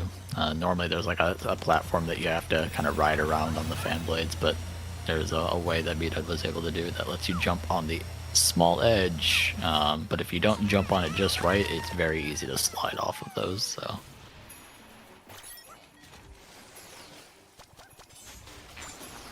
Bdud wasn't a fan of the original. He had to make it. Yeah. once again, Bdud versus the world. True. This level is one of my favorite soundtracks, not in the sense of its like epicness, but it's a very chill, kind of calm soundtrack. But it does It's very fit nice. the vibe for sure. Mm-hmm. Yeah, Speaking definitely. of soundtracks and vibes, I have an update. Yes. Oh, yes. I have $5.01 from a hungry, fat orange cat. Says I'm a simple kitty. I love singing at 3 a.m. in the morning to tell my human I caught a mousey. Let's have some singing humans. And they put their donation in towards the modern remix, so now we're very, very close. Yeah, that sounds like a 1 cent difference if I'm doing my math correctly. It sounds like it, yeah. Wow. If you want to change that up to put it towards retro, you gotta step up chat with an exclamation point donate in the chat. All right. I love that. That is the most competitive, pretty much, of everyone can get. Retro gamers, where are we? Yeah, where are we at? We've got a game right here that's referencing all sorts of older games. You should love that.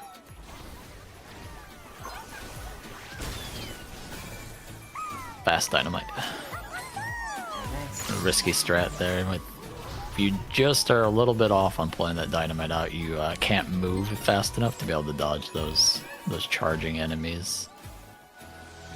I usually am going for a strat that knocks at least one of them out so that I can pull it out safely. But a couple of fun little just edge, little pillar skips that you can do to get up a little bit of extra height to make it up these ledges the unintended way. And then we used to go to another lost level through this one, where we would save the turtles. Unfortunately, we do not do that anymore, and we instead have to go battle this snowman boss. But We're kind of just mean in this game in general. we really are. We're just avoiding saving anything. We still free our big brother. We do. So that's good, I guess, but because that's a level that we also could technically skip out on saving. For some reason, they paired all the saving, the type of saving things tied to being a lost level or a level that you could literally just skip with the lost Decide level. not to. Yeah. They saw save the animals, kill the animals, and they said, Yes. yeah, okay. we'll give them We an get it. actual Saving choice. takes more. We gotta develop a route that does save everything, and one that is the normal any percent route, and that can be an AGDQ Ooh, or alt SGDQ category. bid war. That What route do you sounds want the fun. runner to run? It's a great idea, actually. Yeah, I love that. That would go really hard. As someone who's just gotten into speedrunning through this game, my favorite part of the process, other than running the game, is fun, but I have enjoyed tremendously the puzzle aspect of routing the game itself. Me Very too. fun for me. I always I'm joining pretty much like every new PS5 speedrun as it comes out and launches, because I just love being part of that process so much of the initial route. And Astrobot has been the most intensive one out of any game I've been a part of at launch. Like, it's crazy. It really is just how crazy the different routes for this game could go.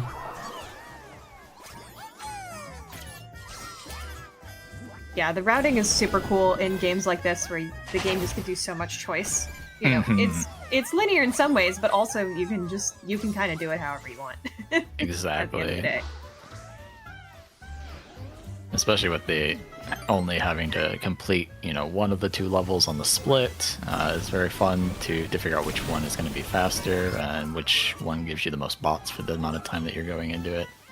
World 5 is actually a little bit unique in that we have a two-way split, where the third tier, normally there's only one level in the third tier, but in this world we actually have two.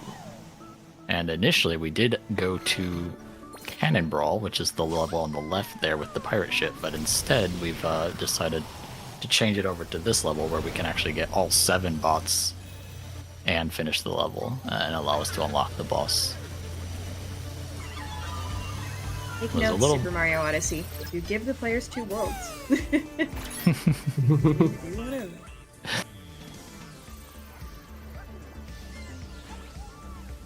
Jokes.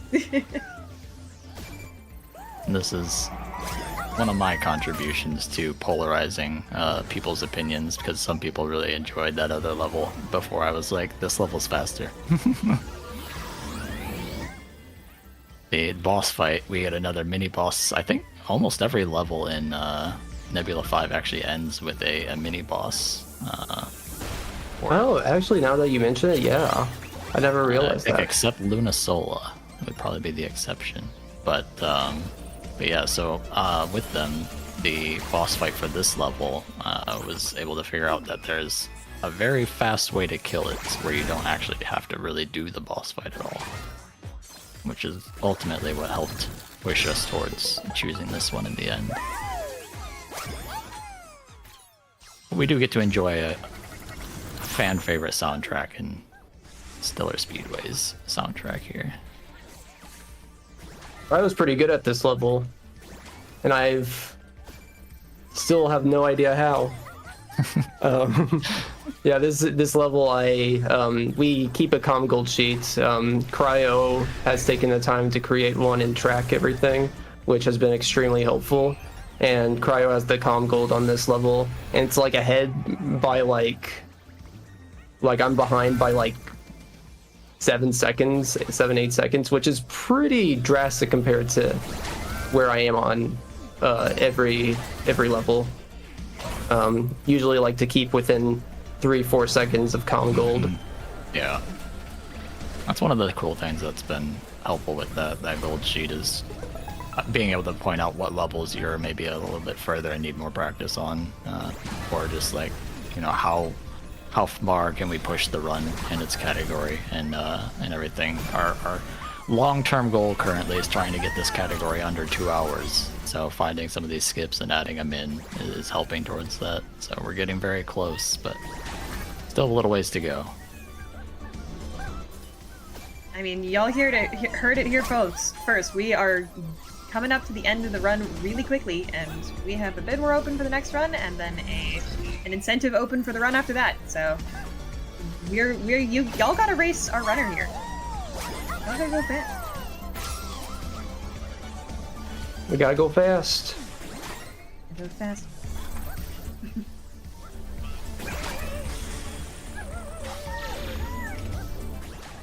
Little side bot that's easy to miss for most people in their normal playthrough. Oh, nice, you do that in an interesting way. Yep. There's a few opportunities where we actually do this little hover over the UFO. Oh, sorry. Because the UFOs in a lot of levels have this sort of window of time where they're not exactly interactable, and so instead of trying to time it with a punch or trying to hit a moving target with a punch, it's a little bit easier to just put yourself over top of where it can path over, and then just as soon as it gets there, you'll trigger it. But this is the fast boss fight here, where we're not even gonna give it a chance. Sorry, we're just gonna spawn kill you. And we're done. And that is 200 bots collected. Yeah, we got them. We got all the ones that we needed. And it's only 150 whatever into the game. New world record? No, I'm just... Yeah, let's end the time right now. Yeah. Yeah, why not? World record on stream. But yeah, so you need 200 bots in order to face the last Nebula boss. But if you've noticed the pattern that we've gone through with every Nebula, every boss is followed by a special IP level, and then after that comes the big finale where we have to go face the final boss, Space Bully Nebulax, and kind of like take the time to get to him too. So don't you worry, we still got a good like 20-ish, 15-20-ish minutes. Yep. 15-20 minutes of more Astro. In addition to we also have the challenge gauntlet also, so even more time than that. Yeah. Ooh. Very nice. And this is another boss where we will actually get to utilize both of our hearts for death abuse. And definitely not as risky on this one, because the third phase isn't quite as terrifying as Mecha Leon, but there have definitely been deaths during phase 3 of this. Yeah, I remember one by one of the earliest world record holders, Anaku. He would. Oh, right. Yeah, I remember he would die to the third phase a few times. Instead of fire, we've got giant bird balls being thrown at us, and by jumping off the wings here or the body, we can actually cause them to speed that up. But this is the metal ball power-up that we normally would have had to use during the Hyro level that we got to do the bridge skip on. Yeah, it's weird the fact that we haven't seen the power-up yet for one of these boss fights. The game usually tries to make it so that you've seen it at some point before, but you know, we've skipped stuff, so it's and we chose specifically not to play one of the levels right leading up to this boss fight. That usually highlights it pretty well. Yep. And there's our second safety heart gone. One final gigantic bird.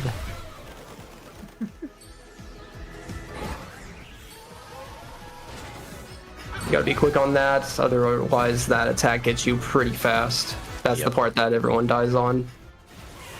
But we're all good. We're all good. One final bonk to the head. Now it's time to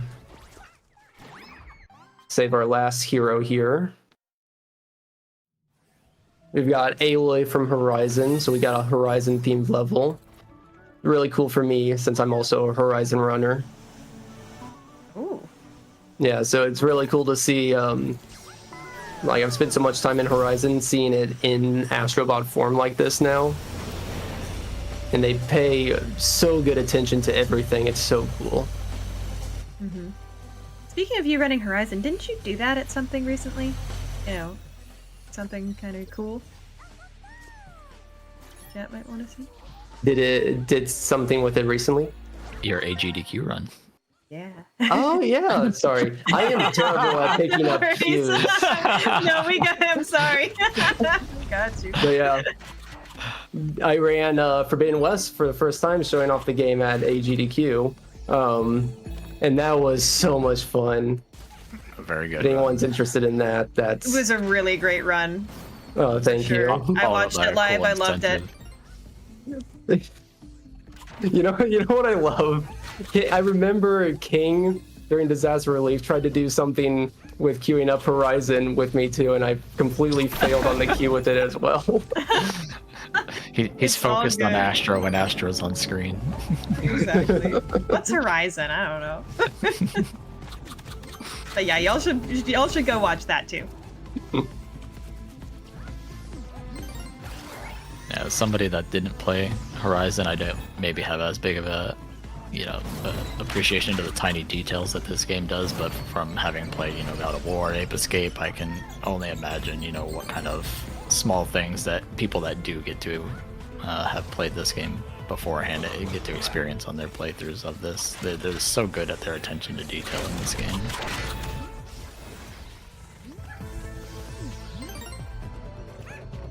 One final little mini boss expansion here. And then we get to do Blundy Skip. We love Blundy Skip. The Blunderjaw.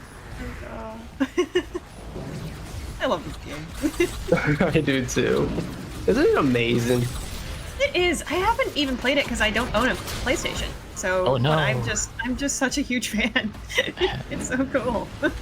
We actually had somebody recently in our community join the Discord, and he went out and bought a PS5 Pro just so that he could play this game. Wow. So the game is phenomenal. I definitely recommend it to anybody that has a PlayStation already, and if you maybe don't have this game, definitely check out Astro's Playroom if you want even just a taste of what this game has to offer. Yeah, if you enjoy Playroom at all, this game is it basically gives you the same exact thing, except just so much more. Flag strats.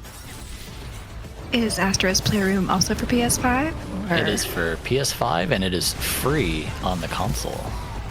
They have it like pre-installed on the console when you get it, so you get to do it, try out. Basically, Astro bought a demo for free is basically what comes with it. And they're still updating it too. They updated the PS5 Pro just earlier this week, as a gotcha item that you can collect in it. Oh, this is Blundy Skip. Let me see if I can give it a second try. It's kind of similar to Hyro. No! Oh, I thought I had that.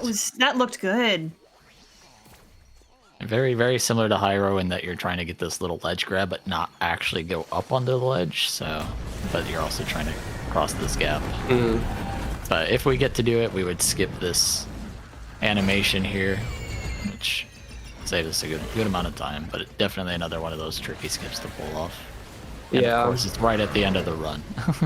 Of course. Yeah. Usually if I die to it, I'll keep going for it, but essentially you just need to get close enough to be able to shoot that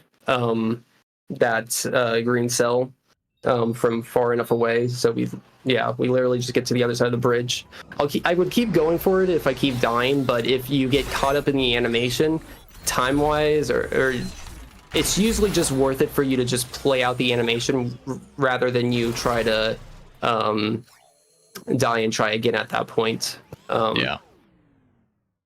And unfortunately, it seems like there's like a barrier of some sort, so we can't actually shoot at either the barrier or our arrows don't go far enough, but we can't quite hit that green canister from the front side of the bridge, so we do have to do that skip to get across to get us to the range of being able to shoot it. So we got motion controls here for the final time. I'm going to see if there's this infamous strat here where if I kill these globs fast enough. No. No. Sometimes the panel is just like, oh yeah, you're good, and you can move on without cleaning it. Fast clean is a myth. Yeah. Truly. We have no idea how the fast clean works, but for some reason I'm the most consistent at getting it to happen. But yeah, I have literally no idea. Well, I mean, I have like hundreds of theories, but I'm not gonna. I won't go into all that. I'm not gonna bring out my whiteboard. Your string and tacks and Yeah, I'm like, All that. what is it, Charlie from Always Sunny? yeah, Got me. yep. That's Bdud on Oh. fast clean. Oh, I actually saw in chat earlier somebody say, well, through speedrunning, all things are possible, so jot that down. Okay. I gotta give a quick shout out to King, who was supposed to be running this run. He was showing Echo the speedrun and her first playthrough of this, doing a kind of semi-blind playthrough. She got fast clean, and we all just were amazed. Oh, wow.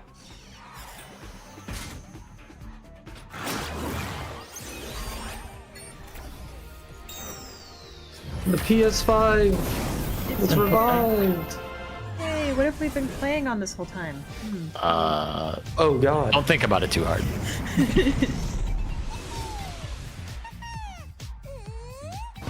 PS5ception.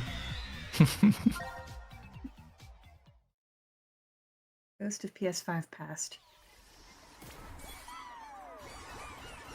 Now we get to where everybody gets thrown off a little bit on their first runs, because we're like, yeah, you need 200 bots to finish the game, and they're like, wait, I got 201. Did I get an extra? Am I wasting time? It's like, no. You just had to get that final one from the final, like, Nebula boss. Yeah, Aloy. Yeah, the extra one is Aloy, which you can't avoid the Horizon level, which I'm happy about, but Aloy is a guaranteed bot that will always be added on. Yeah, makes sense. Big franchise. They chose great games for the signature levels for PlayStation IPs. They really did. And I love the variety too, because like some of them, you know, in Uncharted and Horizon, these are giant franchises, and then some of them are, you know, just kind of cool throwbacks or smaller franchises that are more prominent in Japan.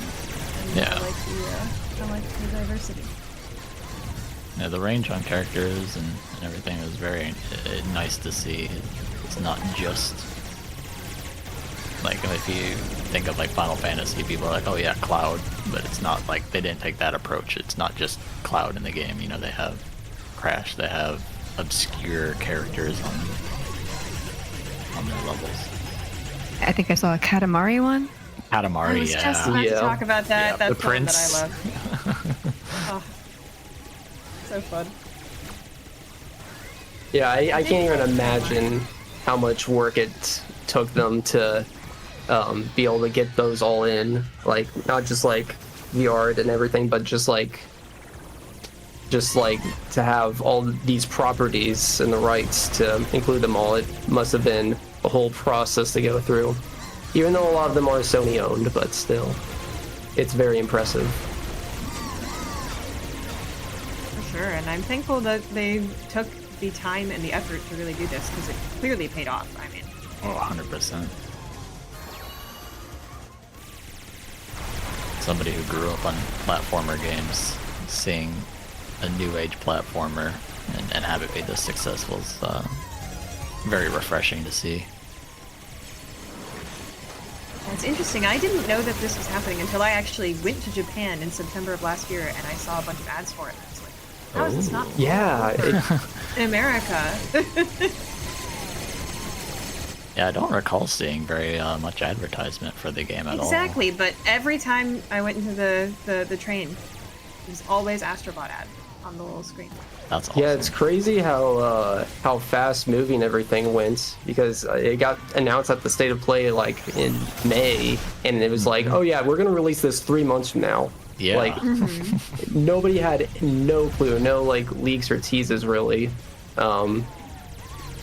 And yeah, and then like to have all that advertising in every country, it's at full force in motion. That's absolutely crazy.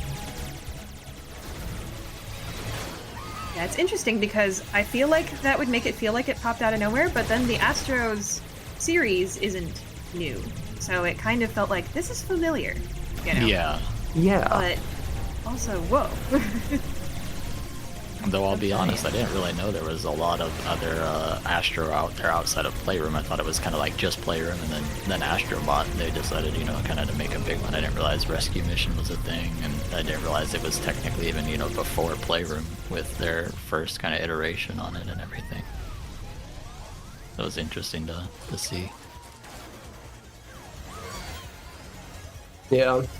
Rescue Mission it's a very well rated VR game. Probably one of the highlights of the PSVR. So, I would think that the success of that helped lead to Playroom in general, so. It's still a game that I haven't tried out, but I want to. If I ever get my hands on a PSVR, or if they port it to VR too, I'm coming for it instantly. Nice. That would be cool to experience it just a little bit. You hear that, Debs? You know what the people want. So we're coming to the end of this this little pew section. It's mostly an auto-scroller. There's a few things that you can do here and there, but for the most part, everything's going to be the same time-wise here. But the final boss here, there is things that you need to do in order to save time. So we're going to get a little wheel with the final boss. We're going to have to go through 3 phases of attacks, and we basically choose what gadget that we've seen before in the game that we want to pick to fight against Nebulax. Now, the 3 fastest gadgets that we want to pick is the dog, the magnet, and the monkey. Monkey. It's always monkey. Monkey is power. Sounds like serious monkey business not to include it. So for the first one here, I'm just gonna mash the button as soon as possible, and it should be dog or magnet, a little bit off. The last wheel is the most important on how you time it, because Nebulax will consistently try to fool you and turn it 1 slot more than where it lands. But even when we know that, we kind of have to do a counting method in order to time it right. But for the first 2, we can basically spam it as soon as possible, and we'll get the desirable outcome. We just do not want to spawn extra enemies, and we do not want the balloon power-up. The frog power-up is fine if we get it. Monkey! Monkey! Let's go. What's cool about the monkey is that you can grab these projectiles in midair, so you're not supposed to be able to get all of them. Oh, you're not supposed to die either, but that's cool. So as they come down, you see there's only a tenth of all of them that are coming down on the actually landing. So I'm gonna try to, there we go, grab those 2 out of the air. So not the most optimal monkey because I did die. Luckily the death's really fast, but you can get really fast monkeys and it'll come in handy when you're at the end of the run if you really practice it well. So right here I'm gonna time 1, 2, 3, 4, 5. Good. And that gets me the dog. So I got all 3 of the fastest gadgets. Hey. I definitely got baited by that on my casual playthrough. Ended up on a skull. Oh. Yeah, the skull basically spawns 10 enemies. And yeah, it'll give you about 20 seconds of time loss on average. Alright. Alright, and there's that. We just gotta go through 1 section left that takes 37 seconds. And then it'll be time. Throw a little representation of a bunch of the levels and enemies at us. It has amazing cartoon pilots. Yes. Oh, good.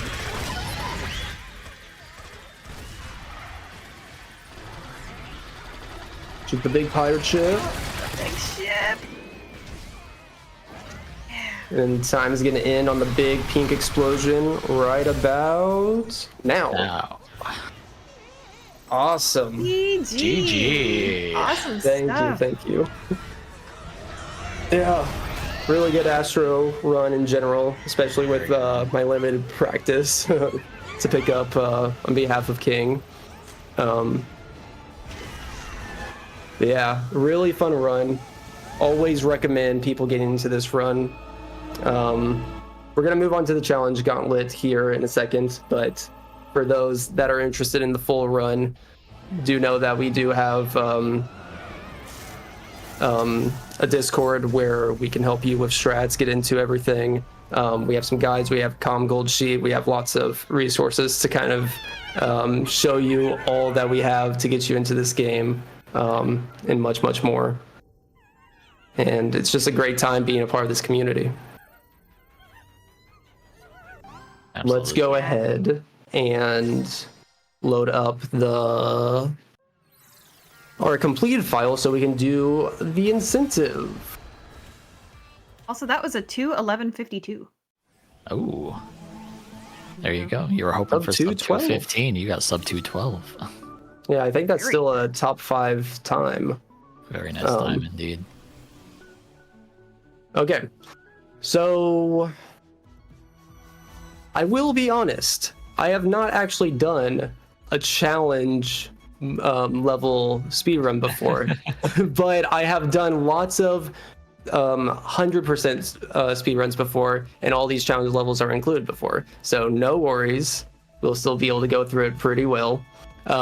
Essentially, time is going to start as soon as it's a little weird. It's once we load into the level. So once you see the big white flash and you see the spaceship fly in with the level loaded, that's when time begins.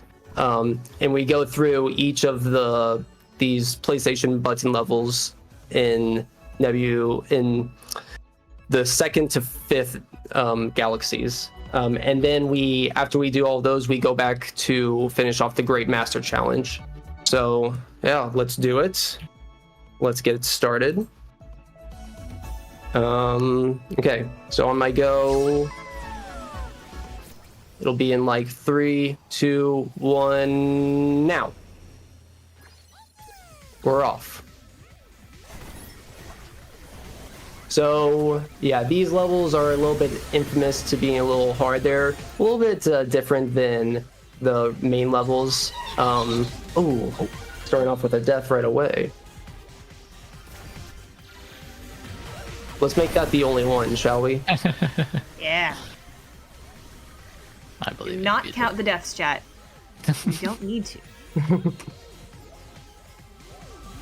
But as you see, these levels are a lot more straightforward and emphasize the challenge of platforming. First level down there. And they ramp up in difficulty with nebulas too, so there's a few particular that try to be really consistent about later. Yeah, in general, they get progressively harder as you're progressing through the nebulas, but for every set of challenge levels, they all seem to have kind of one of the easier, one level that's a little bit easier and one level that's a little bit more challenging. In my opinion, this is probably the hardest of the triangle levels. There's a lot of tight timing with these jumps on these moving platforms. Speaking of tight timing, we only have a little bit of time left, so if you want to get in on that bid war for the Teenage Mutant Ninja Turtles, you really need to get it in now. Good reminder, that's our next run, so yeah, we gotta get that going. It is a literal 1 cent difference, chat, on that bid one. Literally. 1 cent in favor of modern, correct? So if retro wants to be here, you gotta donate. We love our throwbacks. I mean, we're playing Astrobot right now. Absolutely. This level was one that I always find a little bit deceptively challenging for its design, because the game, or the level's designed around your breaking these platforms that are very fragile, and you do so whether you land on it or you hover over it for Woo. There it is. Oh, Yeah, like that. that one was weird because I basically felt I had like a standing pose on ground that wasn't there. Yeah. So what I was about to say is that when you're playing these platformer games, whether it be an older one where you have like a double jump, you have essentially a double jump in your hover, and you become so accustomed to using it. So when you can no longer do so because you're destroying the platform you're trying to land on with your hover, you have no safety net. It makes this a lot harder than it visually appears to be. Mm-hmm.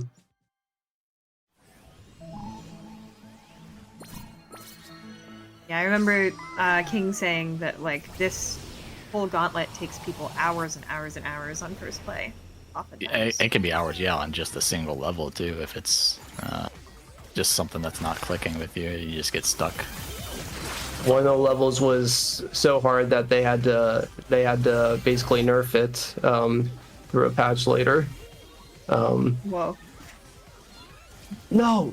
Oh no. Oh, that was mean. The glob. I'll say that. The glob monsters always are mean. I should really know their actual names instead of just calling them glob monsters, but That's the fun part though, just It's make fine. your own name. yeah, they will like hit you at the most random times. And there's triangle levels down though. Yep. Supposed to be the easiest of the bunch. It's But like now you're we move getting on warmed to up. yeah. I just need a little. So yeah, all Saying you're gonna die more, but maybe no more deaths from here on out. Okay. no more Okay. deaths. But I'm also thinking that maybe if you die, maybe chat can do a donation train with the amount of deaths. I'm just thinking. It's for good. It's for the glitch incentive and for good work. What do you say, chat? I'm all for it. But let's not die anymore. Here, I'll do something to put the pressure on me. Something that the idea is from King, anyways. But for every death, I'll end up putting up my own donations. Let's say Alright. $5 per death. Ooh. Oof. Okay, So we're already chat, at I guess 15. you should count. Yeah. You're gonna have to count now. Okay. I'm happy to match that. You know what? Let's do it. So, Chad, if you wanna be with us, start counting. Hunt is already on the case of the counting.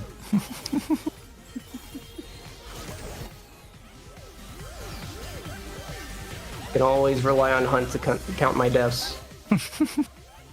Count deaths and watch for traffic lights. Yes.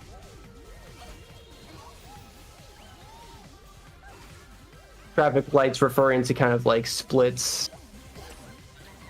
That makes sense. Ooh, nice save. Good save, good save.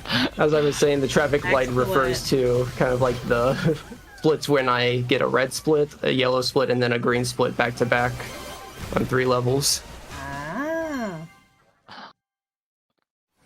Okay, yeah, that level was close. It's that That jump is very Well done. very scary. It's the part of that level that I hate the most. me too. There's not a lot of room to land on that platform, and you're landing next to one of those enemies that likes to snipe you.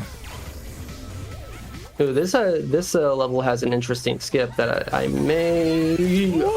Oh. Damn, All right. Sorry. That's 4. that is 4 deaths now.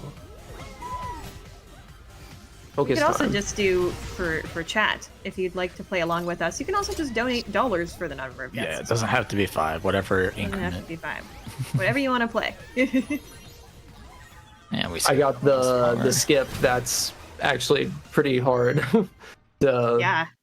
Basically, you stand on a flower and you basically had to carry over a flower to skip kind of like a quarter of the level there in between. So even though I died there, I kind of saved back all that time almost instantly. So that's pretty good.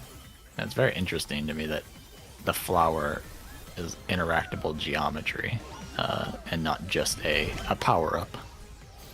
Yeah, I know, right? You wouldn't ever be able to tell that unless you already had a flower in the hand because you already like pick it up. So, it's one of those things that's probably not easily tested or seen. We're free of the circle levels now. Yeah, sweating just a little bit. You're doing really well. Thank you. This level's really cool. Uses the light bulb mechanic to show you the way. And these platforms are technically there even without the light bulb, so you can do this level entirely blind without actually using the light bulb. Wow. It was a fun sort of challenge. Sounds Yeah. extremely difficult. Thankfully, most of the stuff, it's all on a set cycle. So as long as you memorize the cycle, and then at the end there, a lot of the platforms have like a coin or something on it, even though it's moving. So it gives you some sort of visual. That's true. So it does make it a lot easier, but it's not easy by any means. Yeah, no, that helps. I was just thinking the little, like, set of 4 squares, I'd be like, Yeah. that would be horrible. But yeah, I should trust the runners. They know. It's easy for them, right? I don't even know if I trust myself. These fan mechanics, we didn't get to touch on it when we were at fan club as the level goes by so fast, but these fan mechanics are actually quite fun to use. No. Oh no. Up to 5. Alright, that means that's $5 even. Or 25 if you want to play that way. Okay, count it, make it 6. Alright, 6.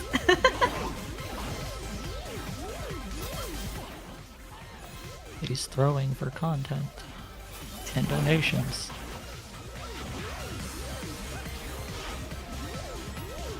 Yeah, only dying like 6 times in these incredibly hard levels, you know, throwing. Yep. Totally. Yeah, that was close. Ooh, I'm nice save. surprised it counted you on a jump pad there. Me too. That was like last moment, I feel like.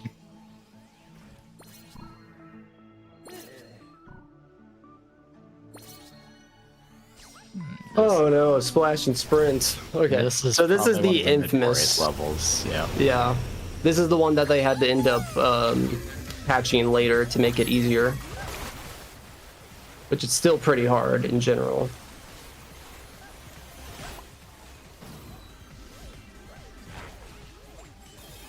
But it's essentially this part that they patched to make easier to not like go as fast. We kind of do like a skip to skip the platforms a lot there, so you probably wouldn't even notice it too much, but Oh wow. yep, So many just a little maneuvering. die in this level. So stressful. Ooh, little lava on my feet. All right, Goodness. we're through. Nice We made it. job. Yeah, that Okay. level's very difficult.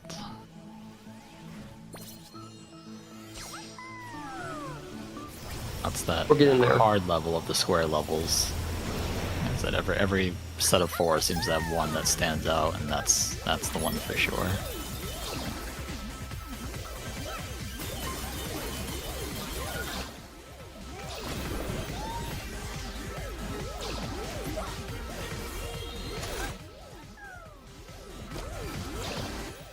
Good, good.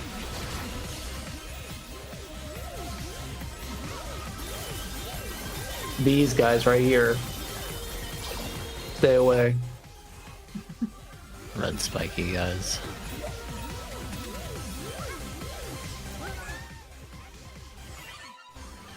Nice. Nice. Very clean. And we're Very out. clean.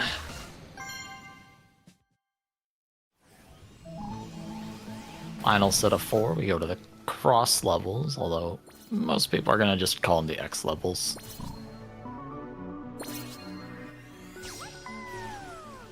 What were they before? Hey, let's not start that debate now. The technically correct term, cross, by PlayStation themselves, apparently. Confirmed.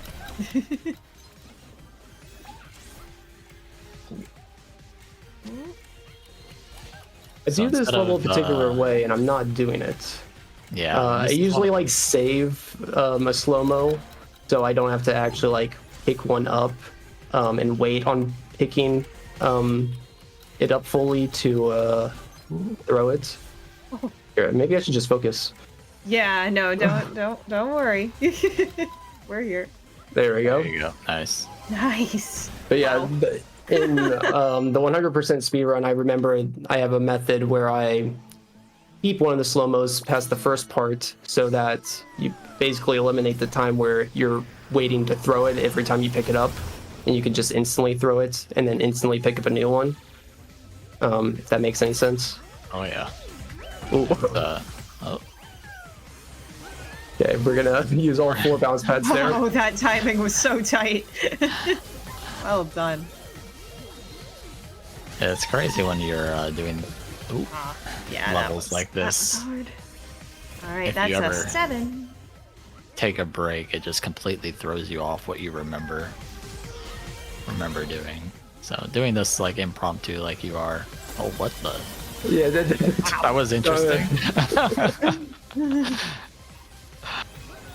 I mean, you're doing very well for being out of practice and everything. So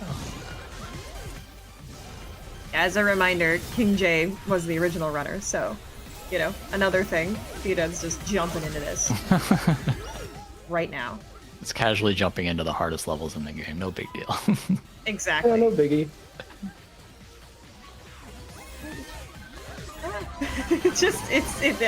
And these are real reactions from me. I am not good at platformers, so all of this just looks impossible.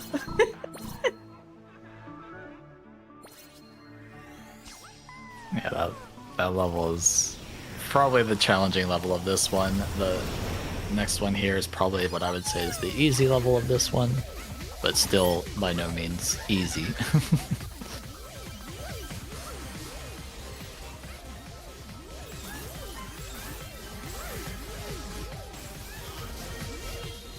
I look at ice physics completely different now after the latest speedrun challenge level that we just got from the DLC. As I learned about speed. I know maintaining exactly speed what from Crow ice. is talking about. The DLC levels make us study every little millisecond of them. It's one of the things that helped us learn about shorter bursts on the dog being faster and stuff like that we could apply to other aspects of the game. I'm excited for the chicken one that we're supposed to be getting to see what kind of stuff gets found out about that. It's a power-up that hasn't really been pushed to its limit probably yet.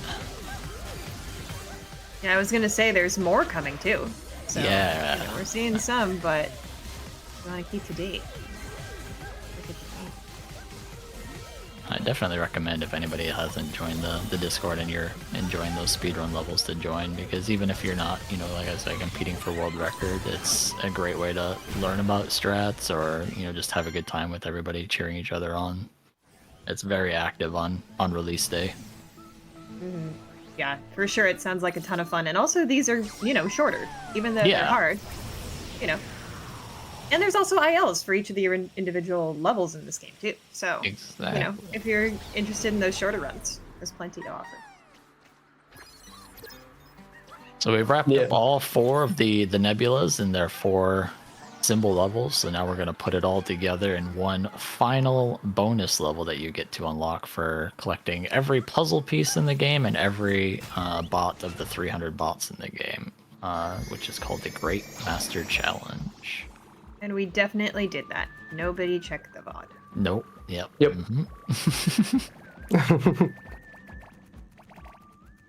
But this is a level that some people have straight up just stopped and decided they are not going to complete the level. They found it so challenging. So Bdud's hopefully gonna knock this out. First try. Yes. We're gonna keep that at. We're gonna keep the deaths where it is. Yep. No more. 7 right now. We don't like 8. No, 8's not the number. We get every single PlayStation symbol, all of the different enemies that you've seen throughout the game.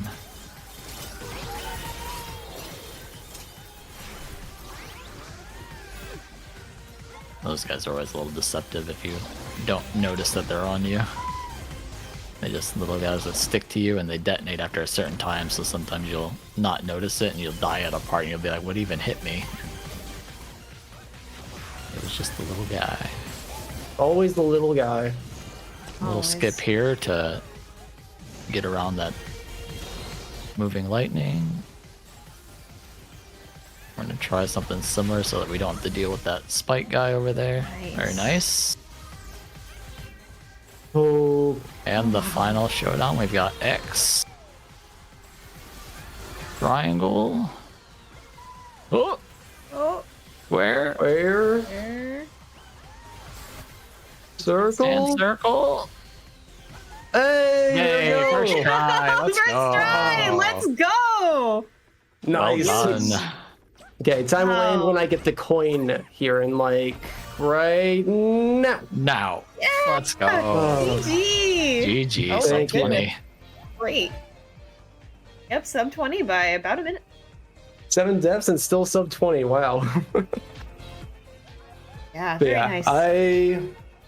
that a little bit of deaths at the start. I had to warm up, but yeah, Oh. eventually leaned into it.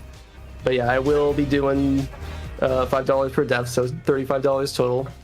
Same here. It'll go towards one of those incentives. Yes, yes. Clicking. And yeah, we Very could get nicely $7 or $35 or whatever you want to do if you want to donate with us. Yes, I encourage you all to. You all have been amazing tonight with the donations and everything. Yeah, absolutely incredible. Thank you all for joining me tonight for the last few hours with Astro. It's been great to show this off on behalf of King, who was originally supposed to run this. So glad I was able to step up and not have this run go absent. And yeah, and also show off the challenge levels like King originally intended to. But yeah, I gave a bit of my spiel already at the end of the main run. So Cryo, Satan, if you guys have anything else to add, feel free to. Yeah, I mean, like I mentioned several times, definitely, if you're interested in joining the Astro speedrunning community, hit us up on the Discord, on the Astrobot speedrun page on speedrun.com, and come say hello, come learn the run with us, where you have lots of people that want to help and get more people active. So, other than that, though, nice job on the run, Bdud, and thanks to everybody who's donating and helping out this cause. Yeah, I mean, I don't have much more to add. You can watch me at SatanHerself if you want, but I don't do this. Do y'all stream, and can people watch Astrobot on your channels? Yes. As my name is Bdud5, you can find me on Twitch. And Cryo, you can find Cryo at CryoWolf05, also on Twitch. And I think it's the same on YouTube as well. But yeah, we're always doing Astrobot runs, so if you want to see more, we'll be there to do it. Yeah, watch them. This has been phenomenal. Thank you so much for having me. What a great Thank you, Satan, Thank you for joining us. It's a pleasure having you. So happy to be here.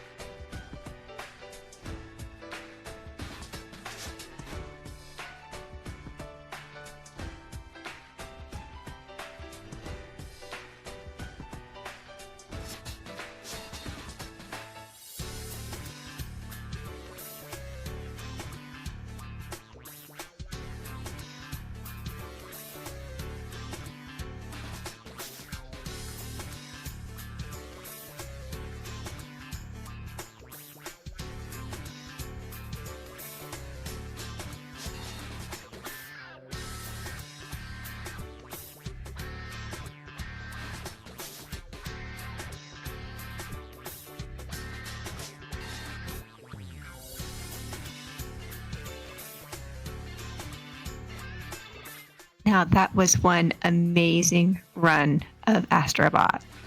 And since I believe a few of you guys, lovely chat fellows, individuals, have just joined us, I'd like to let you all know what we are raising money for. We are Lifeline for Linear. It is a mutual aid marathon raising money for fellow speedrunner LinearC, who recently became a single mother and has accrued a lot of unexpected debt. In response, her friends and community have come together to present 5 days of amazing speedruns in her support. If you want to help Linear directly, you can donate using !donate in the chat. And just a reminder that we have still an open incentive, the Glitch exhibition for Super Mario Sunshine. We're about $120 away from that. You definitely want to see that. I've seen a picture into, and it looks absolutely amazing. So, we are going to get ready for our Teenage Mutant Ninja Turtles run, and we will be back with it very shortly. So stick around.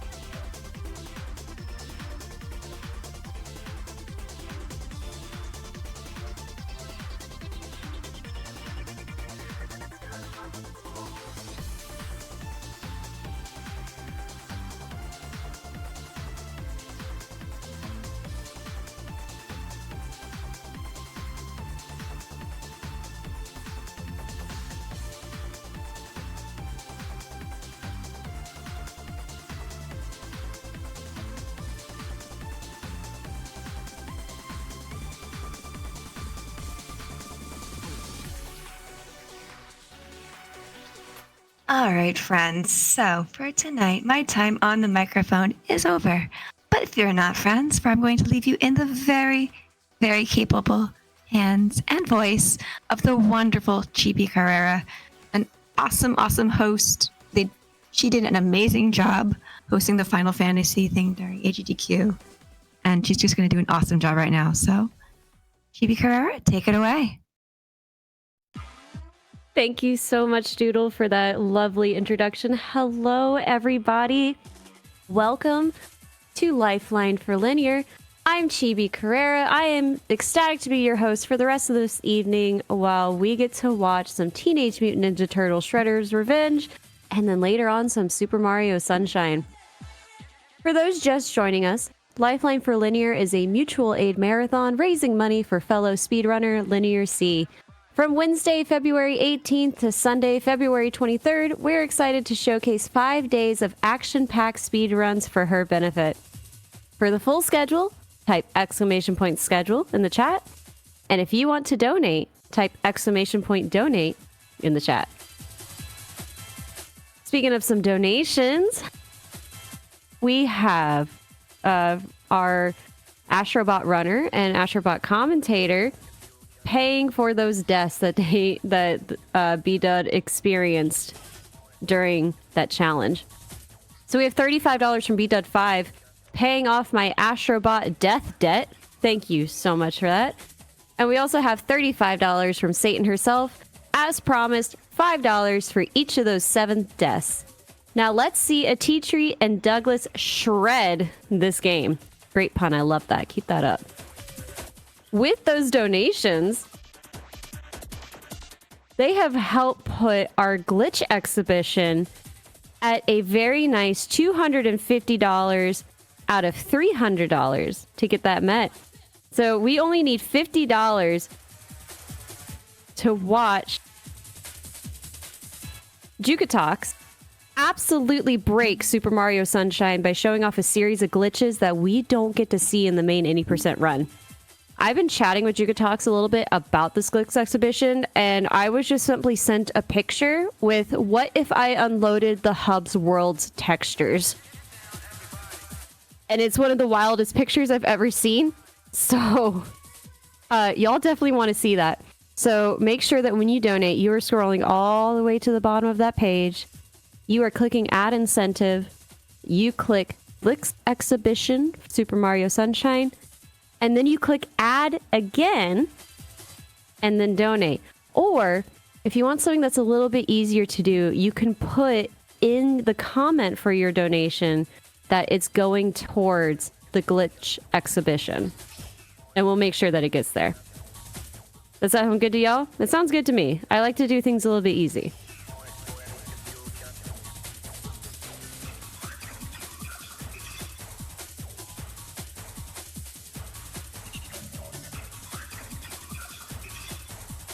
We are still getting set up for our Teenage Mutant Ninja Turtles Shredder's Revenge run. And we still have that bid war open for you to decide what music we're going to jam to as Atitri and Douglas Bravo punch their way through the game. Currently, the modern remix is in the lead by 1 cent. That can change in an instant if you want it to. The modern remix is sitting at $5.01. The retro the retro remix is sitting at $5. So if you want to hear that retro remix instead, you can just come in and donate $1. Or you can donate $5 or $10 or $20. Whatever you are capable of giving, we are so appreciative. We'll be right back in just one quick moment while we continue to set up for our next run.